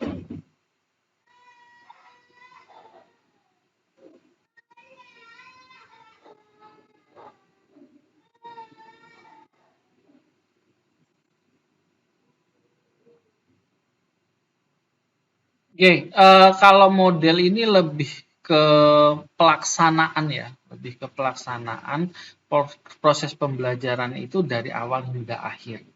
Tapi kalau metode itu ibaratnya teknik apa yang mau digunakan. Jadi metode itu komponen dari model. Ya. Model ini kegiatan selama awal sampai akhir, metode ini cara, bisa taktik atau mungkin cara, taktik atau strategi yang akan digunakan dalam kegiatan pembelajaran. Nah, saya akan stop share dulu.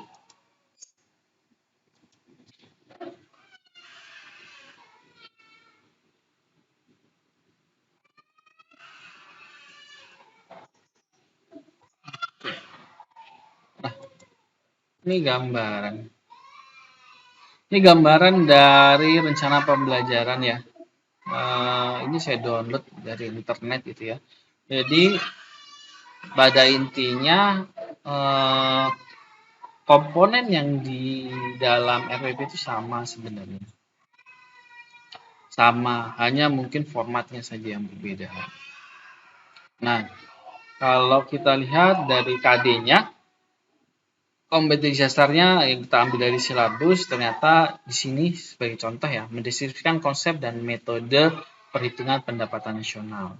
Lalu materi yang mau diambil adalah menyajikan hasil perhitungan pendapatan nasional. KD-nya ada 3.1 dan 4.1 gitu ya. Materinya terkait dengan pendapatan nasional. Berarti ini yang umum, ini yang khususnya. Oke. Nah, dia tujuan pembelajarannya, metodenya menggunakan discovery learning. Nah, di sini dia menggunakan kata memahami dan membedakan gitu ya. sebenarnya ini nggak sembarang kita menentukan kata. Karena kita sudah tahu materinya, maka tujuannya tentu saja berkaitan dengan KD yang sudah kita ambil gitu.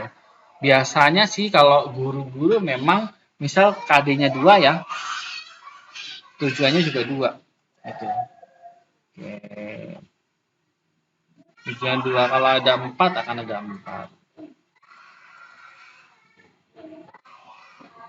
Oke, sebentar ya.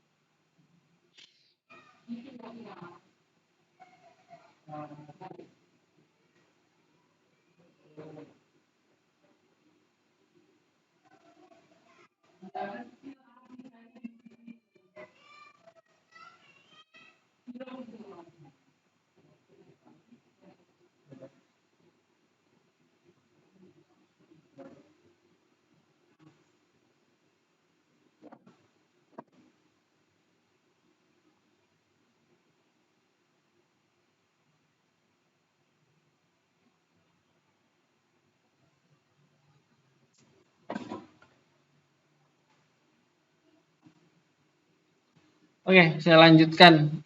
Kenapa saya bahas ini ya? Karena kemarin sempat saya FGD dengan guru-guru dan pelaku UMKM. Ternyata mahasiswa yang PKM itu bukan minim ya, belum menguasai secara baik terkait dengan bagaimana menyusun rencana pembelajaran dan tujuan pembelajaran. Jadi di sini saya bahas lagi gitu ya, saya bahas terkait dengan bagaimana menentukan tujuan pembelajaran. Nah, ini kan bisa kita ambil dari silabusnya ya. Ternyata kita mau bahas ini terkait dengan 3.1 dan 4.1 yang kita ambil dari silabus. Selanjutnya, oke. Nah, biasanya memang kalau di SMA itu jumlah KD ini akan menentukan tujuan pembelajaran ini. Seperti itu. Jadi tinggal kita pindahkan. Cuman di sini yang harus kita perhatikan penentuan kalimat apa yang mau kita gunakan di sini. Nah, ini biasanya kita itu menggunakan taksonomi Bloom sih sebenarnya. Nah, di sini saya sudah punya terkait dengan taksonomi Bloom revisi ya. Saya ambil dari Ratna Wulan, dia dosen FP MIPA UPI gitu ya. Ini yang lama, taksonomi Bloom yang lama yang dipakai dalam pendidikan itu seperti ini. C1 sampai C6. Nah, dia ada perubahan. C1 sampai C6 itu sudah mulai perubahan. Kalau kita lihat kayaknya nggak jauh beda ya. Sebenarnya kalau kita lihat C3C, 3 yang lama dan C3 yang baru, sebenarnya aplikasi juga, aplikasi. Cuman bedanya ada mengkan. Kalau analisis cuma Jadi memang kalau kita lihat, kalau melakukan, mengaplikasikan, berarti di situ kita ada proses atau kegiatannya. Kalau sekedar aplikasi, ya pokoknya kamu bisa melakukan sudah, tapi kalau mengaplikasikannya itu lebih menekankan lebih ke bagaimana proses aplikasinya itu terjadi. Jadi taksonomi yang revisi ini lebih ke proses kegiatan pembelajarannya. Kalau yang ini mengukurnya udah hasil akhir aja. Kalau siswa sudah bisa mengaplikasi ya sudah. Padahal kita nggak tahu nih aplikasi atau yang sudah dilakukan siswa terkait dengan aplikasi ini, dia memang benar dia melakukan atau hasil dari menyontek misalnya seperti itu. Ini nggak ketahuan. Tapi kalau yang revisi ini karena dia melihat prosesnya, maka akan tahu akhirnya itu seperti apa. Benar-benarkah dia menggunakan atau tidak. Nah ini perubahannya.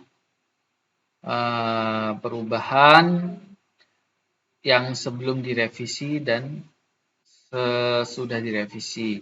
Kalau kita lihat dimensi ini dimensi pengetahuan. Ya sebenarnya sama ya, kognitif pengetahuan sama. Tapi di sini lebih prosesnya yang ditekankan. Proses kognitif, jadi kegiatan prosesnya itu dilihat. Bukan sekedar dia bisa mengerjakan selesai, enggak, tapi prosesnya itu dilihat dari sini. Dari C1 mengenali, mengingat, dan sebagainya. Nah, jadi revisi Bloom yang baru tuh menekankan pada proses. Ini saya lewati aja, nanti bisa dibaca. Nah ini, oke. Nah ini C1 ini metrik tujuan pembelajaran terkait dengan pengetahuan. Jadi dimensi pengetahuan itu seperti apa? Apakah cuma pengetahuan secara faktual saja? Apakah faktual yang terkini ternyata lah. Kalau ini pengetahuan secara teoritis ada, ini terkait dengan prosedural dan ini metakognitif. Jadi kita harus tahu juga, kita lihat tadi ya. Sorry, bukan ini. Di rencana pembelajarannya. Memahami pengertian pendapatan nasional. Berarti kan kalau kita kaitkan dengan taksonomi Bloom, berarti pengetahuan secara konsep. Konsep tentang apa? Tentang pendapatan nasional itu seperti apa. Berarti dimensi pengetahuan itu bagiannya di sini loh. Nah, kita tinggal lihat. Kita mau milih C1 atau sampai C6 gitu ya.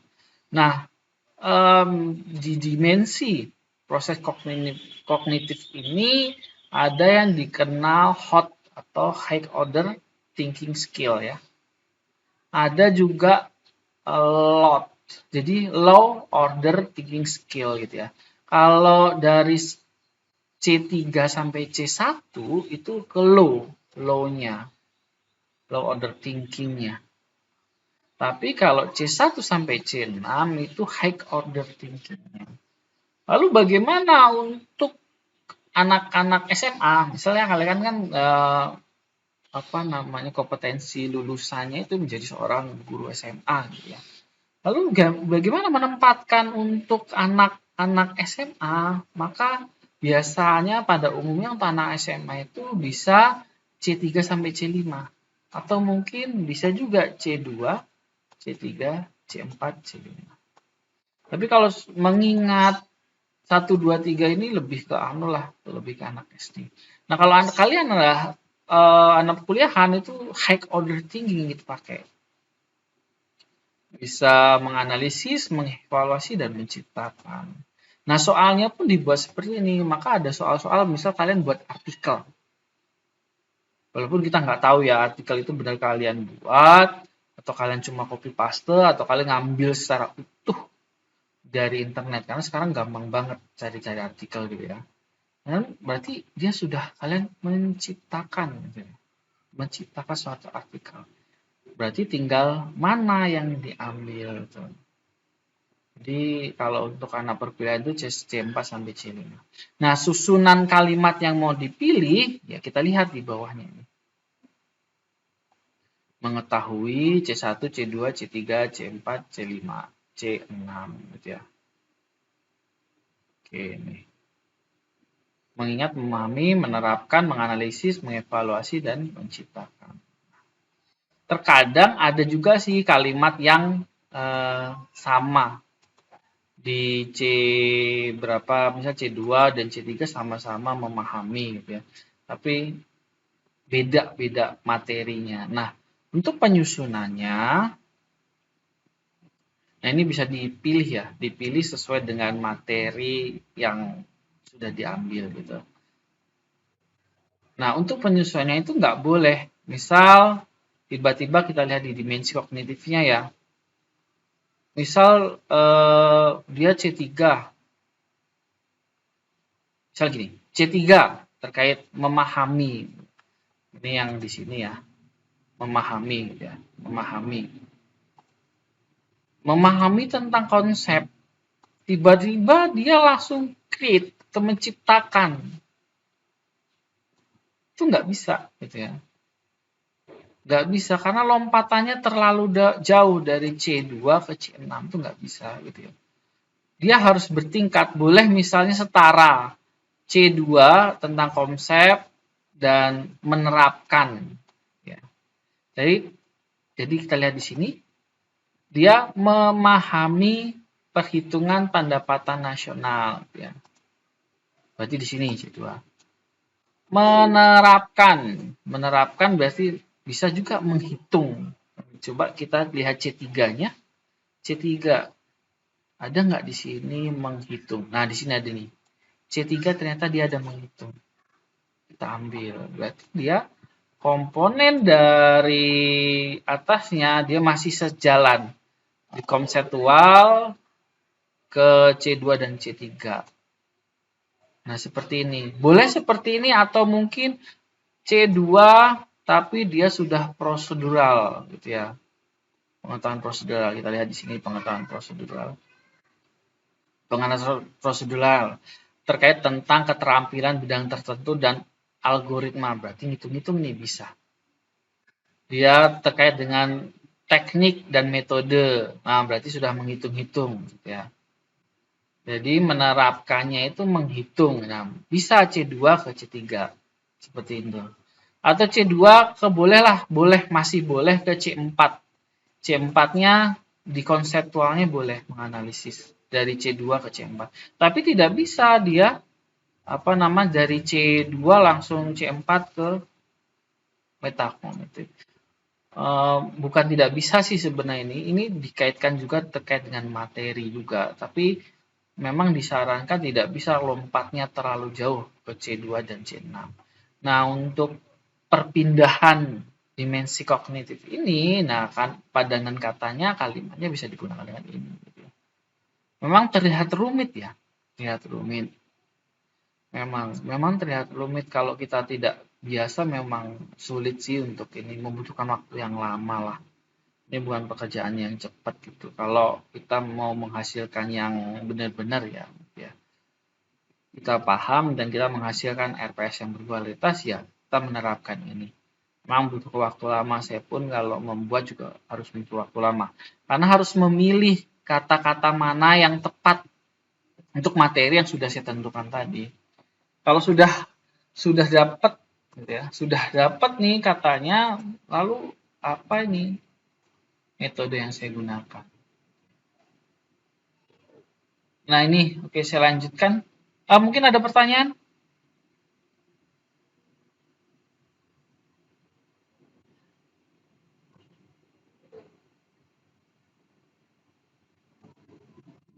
Oke, kalau tidak ada saya lanjutkan. Ini masih sama lah intinya, pendahuluan, inti, penutup, ya mungkin yang beda cuma katanya, ada kegiatan awal, kegiatan inti, kegiatan akhir. Ini seperti itu. Cuman di sini memang kurangnya apa? Menurut saya yang kurang adalah waktunya. Supaya kita sebagai seorang guru ada gambaran. Saya di pendahuluan kan saya isinya segini nih, lumayan banyak nih, ada 4. Saya butuh berapa waktu lama ya? Saya 15 menit. Karena waktunya cuma 2 kali 45 menit, 90 menit. Misal di sini 15 menit ya. Maka ini ternyata inti yang mau saya sampaikan materinya banyak juga di sini. Kegiatan intinya. Maka saya butuh waktu yang lebih banyak di sini. Lalu evaluasinya mau seperti apa nih? Apakah cuma menyimpulkan? Kalau ini guru memberikan tugas di rumah kan ya menyampaikan saja. Ini ada arahan, pendidik merefleksikan penguasaan materi gitu ya. Berarti ini mencatat, atau mungkin ada guru memberikan kesimpulan. Gitu. Jadi butuh waktu juga berapa lama di kegiatan penutup. Nah, seperti ini. Kalau sikap-sikap ini biasanya kadang langsung dari sananya sudah ada, kita tinggal copy paste. Kalau ini tinggal kita saja yang memilih. Mungkin seperti itu ya. Kalau nggak salah sekarang, ini yang RPP 1 lembar mungkin. Rencana pembelajaran mapel ekonomi. Ini yang mungkin yang hanya 1 lembar RPP yang dibuat 1 lembar. Ada RPP yang dibuat berlembar-lembar gitu, yang ada soal evaluasinya, bagaimana cara perhitungannya. Mata kuliah evaluasi pendidikan sudah kan? Sudah, Bapak. Nah, pasti Pak Ari ya yang ngajar ya? Iya, Pak, betul, Pak Ari. Oke, pasti beliau menyampaikan bagaimana perhitungannya, bagaimana menentukan validitas soalnya, reliabilitas soalnya, rankingan mungkin saya disampaikan juga oleh beliau dan sebagainya. Jadi banyak, berat sih sebenarnya mata kuliah evaluasi pendidikan. Jadi harus paham di antara perencanaan pembelajaran, evaluasi pendidikan, dan SBM ini jadi satu kesatuan ini. Supaya kalian nanti di PKM, saat PKM, ya lumayan minimal sudah ada pengetahuan terkait dengan mata kuliah tersebut. Nah, itu gambaran untuk penyusunan materi. Walaupun sekarang ya medianya banyak lah. Ya. Kita nggak paham saat ini, kita bisa nonton YouTube dan sebagainya. Atau mungkin kita bisa mendownload RPP yang sudah jadi seperti ini, tinggal kita modifikasi sesuai dengan kondisi sekolahan gitu ya. Tinggal itu sih. Oke, nah itu dia. Saya stop share.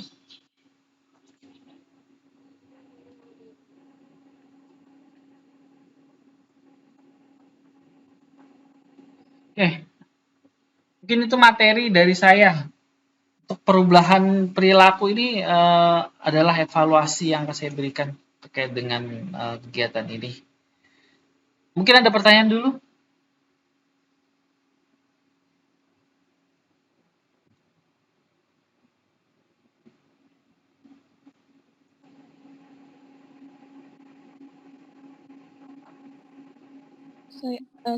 Saya Pak, boleh nanya?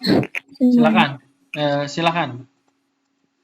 Ya, untuk semester yang lalu yang tentang perencanaan pengajaran kan kami juga disuruh buat RPS ya, tapi itu berlembar-lembar gitu, hampir 10 lembaran.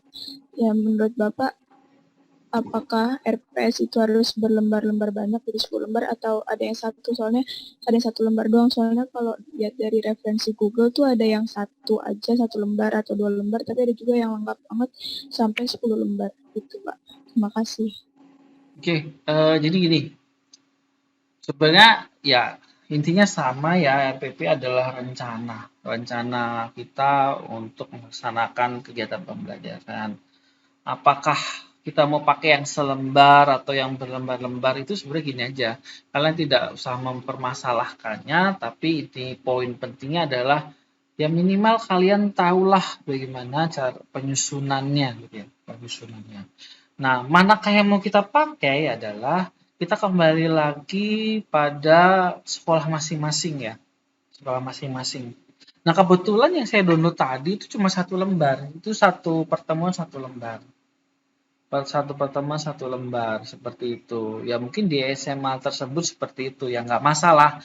Artinya kalau misalnya nanti kalian PKM gitu ya, ya cara paling gampang untuk mengetahui apakah kalian pakai yang berlembar-lembar atau mungkin selembar, kalian biasa tanya dulu ke guru pamong kalian gitu ya, atau mungkin minta contoh RPP. Jadi kalian punya gambaran, saya mau nyusun yang selembar atau yang berlembar-lembar. Namun kalau pribadi saya sendiri menilai mana yang bagus, yang selembar dan berlembar-lembar, kalau saya lebih senang yang berlembar-lembar gitu ya. Karena namanya kita ngerencanain ya. Kita mikir rencana detail aja belum tentu pelaksanaan kejadiannya sesuai dengan rencana kita, apalagi yang simpel seperti itu. Jadi menurut saya untuk RPP saya senang yang detail. Jadi nanti ada evaluasi, soal evaluasinya seperti apa, contoh soal evaluasi seperti apa, perhitungannya seperti apa, dan sebagainya. Yang berlembar-lembar itu menurut saya sistematik. Jadi ada keterkaitan dari awal sampai akhir tuh nyambung. Gitu. Cuman kalau yang selembar yang saya contohkan ke kalian tadi, ya coba saya ini enggak saya multi share.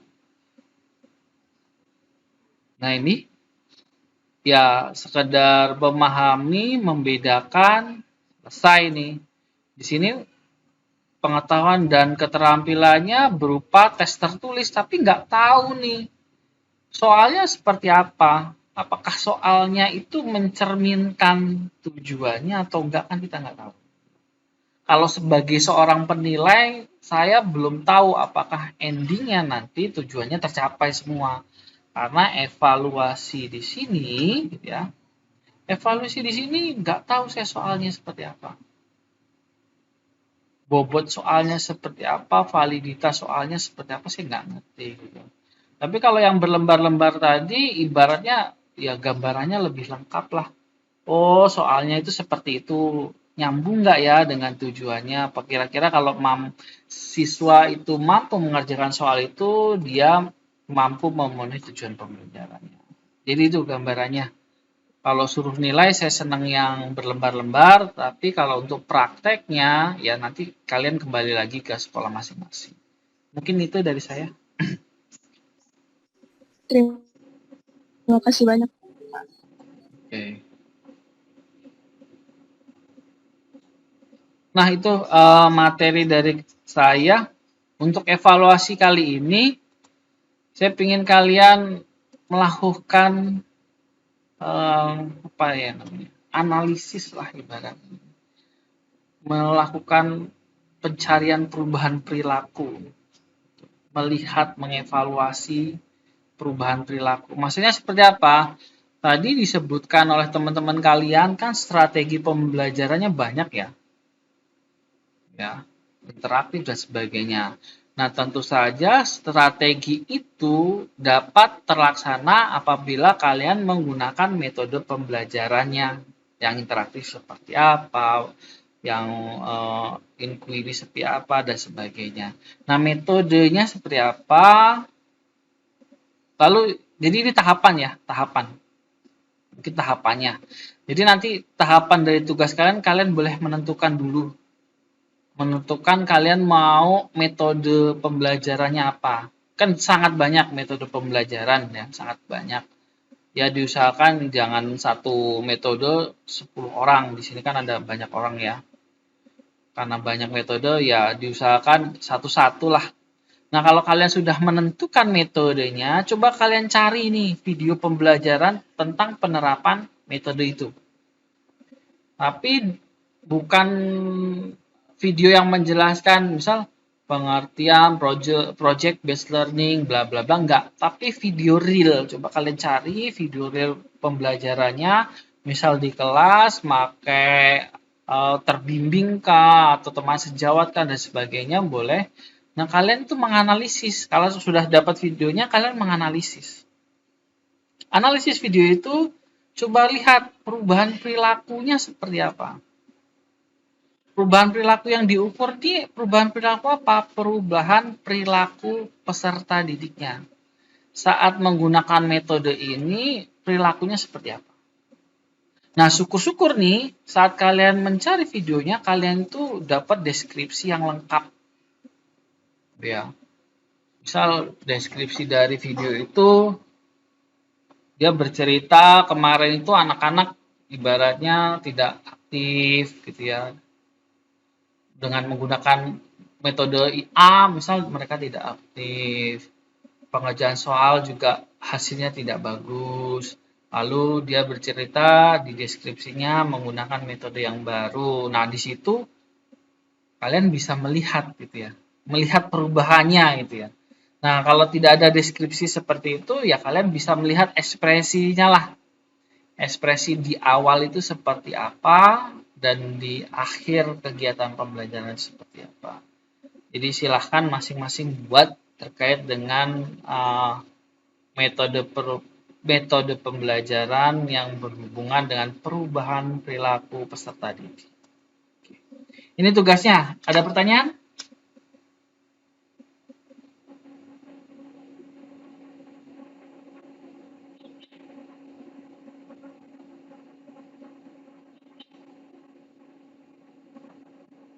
Oke, kalau tidak ada, silahkan. Jadi sisa waktu kita ini untuk pengerjaan soal dan Bapak mohon maaf izin bertanya Pak. Silakan. Saya izin bertanya untuk pengerjaannya ini berarti individu atau bagaimana Pak? Individu.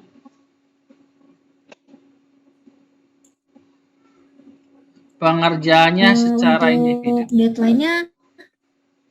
Deadline-nya bagaimana Pak? Deadline-nya terakhir minggu depan sebelum perkuliahan kita dimulai. Di waktunya seminggu. Jadi bebas kalian bisa ngatur kapanpun kalian mau ngerjain.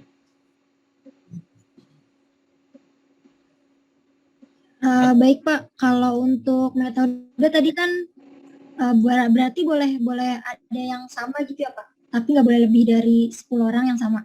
Ya, jangan banyak yang sama lah. Ini berapa sih mahasiswa jumlahnya? 33 ya, yang sekarang hadir gitu ya. Sebab metode pembelajaran banyak banget ya. Jangan sampailah satu metode yang bahas banyak gitu ya. Misal 5 orang atau 6 orang, ya jangan gitu kan, banyak banget metode.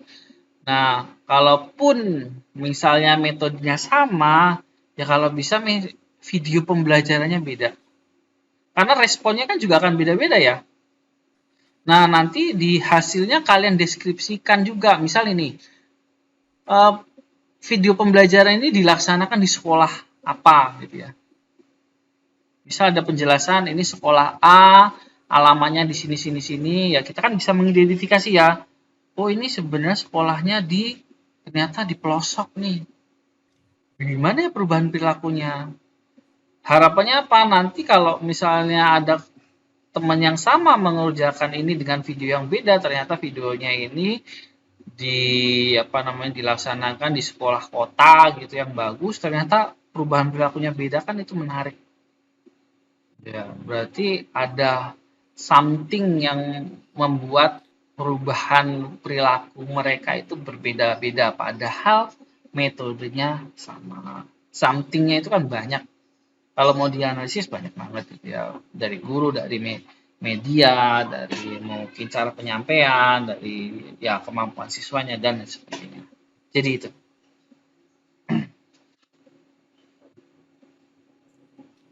Ya baik Bapak, mungkin saya izin bertanya satu lagi. Untuk tugas ini nanti berupa apa ya Pak? Berupa file Word gitu atau bagaimana Pak? Langsung dibuat hasil analisisnya. PDF aja lah ya. Jadi langsung dibuat PDF biar rapih gitu ya. Kalau Word kadang saya buka acak-acakan gitu, padahal sudah disiapkan rapi, saya buka acak-acakan, berarti saya nilainya pekerjaan anak ini acak-acakan gitu kan. Padahal sebenarnya sudah menyiapkan rapi, jadi dibuat PDF aja supaya formatnya tidak berubah. Ya, baik Bapak. Berarti outputnya dalam bentuk PDF gitu ya Pak? Ya, dalam bentuk PDF. Terima kasih Pak. Oke. Ada lagi bertanya Pak? Silakan. Untuk video pembelajaran ini materinya SMA SMK ya Pak? SMK SMA aja ya Pak? Atau SMA saja. SMP? SMA saja. Oh, ya. Materinya SMA saja. Karena kan kalian SMA ya, baik, ya. Bakal SMA sih kalian PKM-nya kalau misalnya PKM gitu kan. SMA, jadi ya buat gambaran kalian lah, kalian semua. Betul. Menggunakan metode A, B, C bisa lihat di situ. Oke, ada lagi?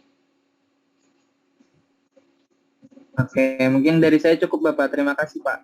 Oke, yang lain?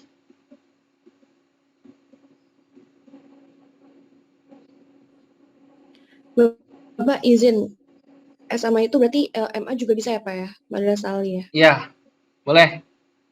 SMA boleh, MA boleh. Oke.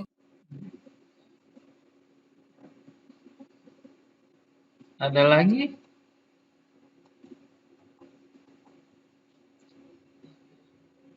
Oke, kalau tidak ada, untuk kelompok yang sudah presentasi, untuk semua kelompok ya, untuk semua kelompok nanti kalau kita sudah selesai pembelajaran seperti ini, ya, tolong bahannya semua, gitu ya, diupload di Google Classroom, ya.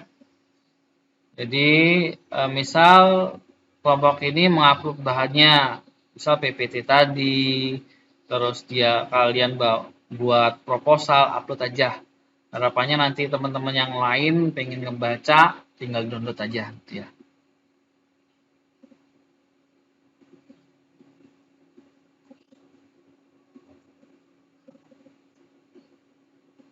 Oke, kalau tidak ada lagi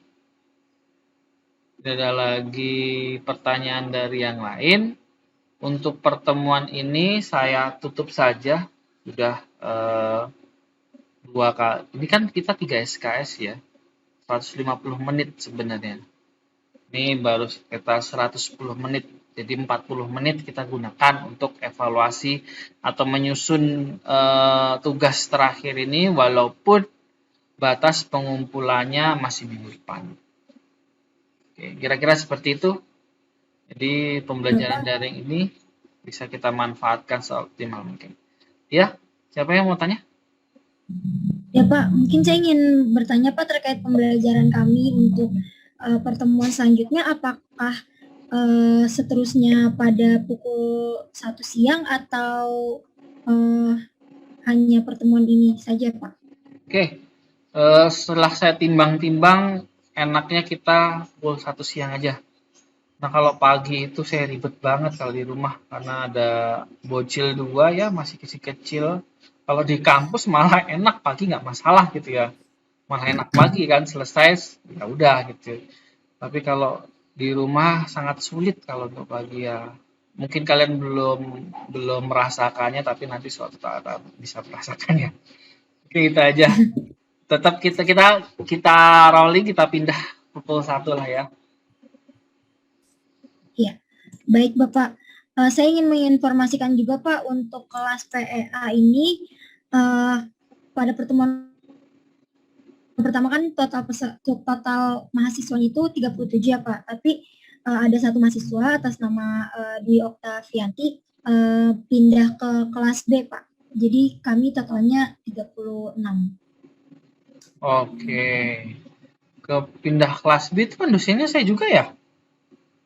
Ya, katanya dia udah menghubungi PJ kelas B-nya untuk pindah jadwal karena dia nggak bisa di jadwal ini, dia bentrok sama jadwal pertukaran pelajar Pak. Oh, oke, nggak masalah. Tapi yang penting mungkin bisa diinfokan ya. Tolong diingatkan, kadang misal dia di siakatnya ya di kelas ini gitu ya. Tapi ternyata dia ngikutnya kelas lain. Kalau kalian UAS kan yang saya koreksi kelas kalian gitu ya. Tahu-tahu misal nggak ada nih nama dia, nama dia ada tapi UAS atau tes dia nggak ada, nggak dapat nilai nanti gitu. Takutnya seperti itu. Jadi sampaikan aja, mengingatkan juga, entah itu di akhir perkuliahan ataupun kapanpun bolehlah. Misalnya siakat saya masih di kelas B Pak, gitu ya. Tapi saya ikut kelas A, boleh, supaya nanti tinggal saya inputnya lebih mudah lah, lebih terkontrol lah. Dan mungkin kalau ada yang minat nih, background saya PKM internasional, Malaysia dan Myanmar apa Thailand? Myanmar. Kalau mungkin ada yang minat, mudah-mudahan ada perwakilan dari mahasiswa kita yang ke sana. Nanti bakal ada info lah untuk prosesnya. Ada lagi yang ingin bertanya?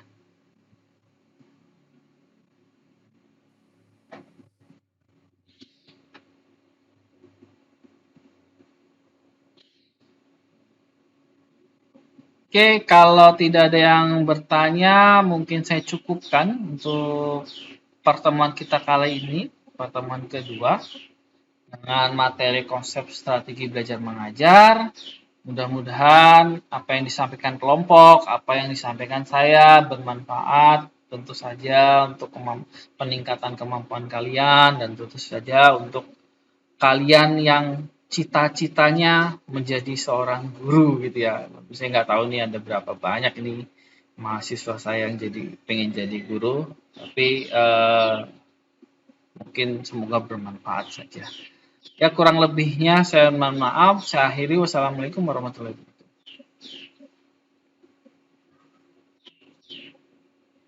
Waalaikumsalam. Waalaikumsalam warahmatullahi wabarakatuh. Terima kasih, Pak. Waalaikumsalam warahmatullahi wabarakatuh.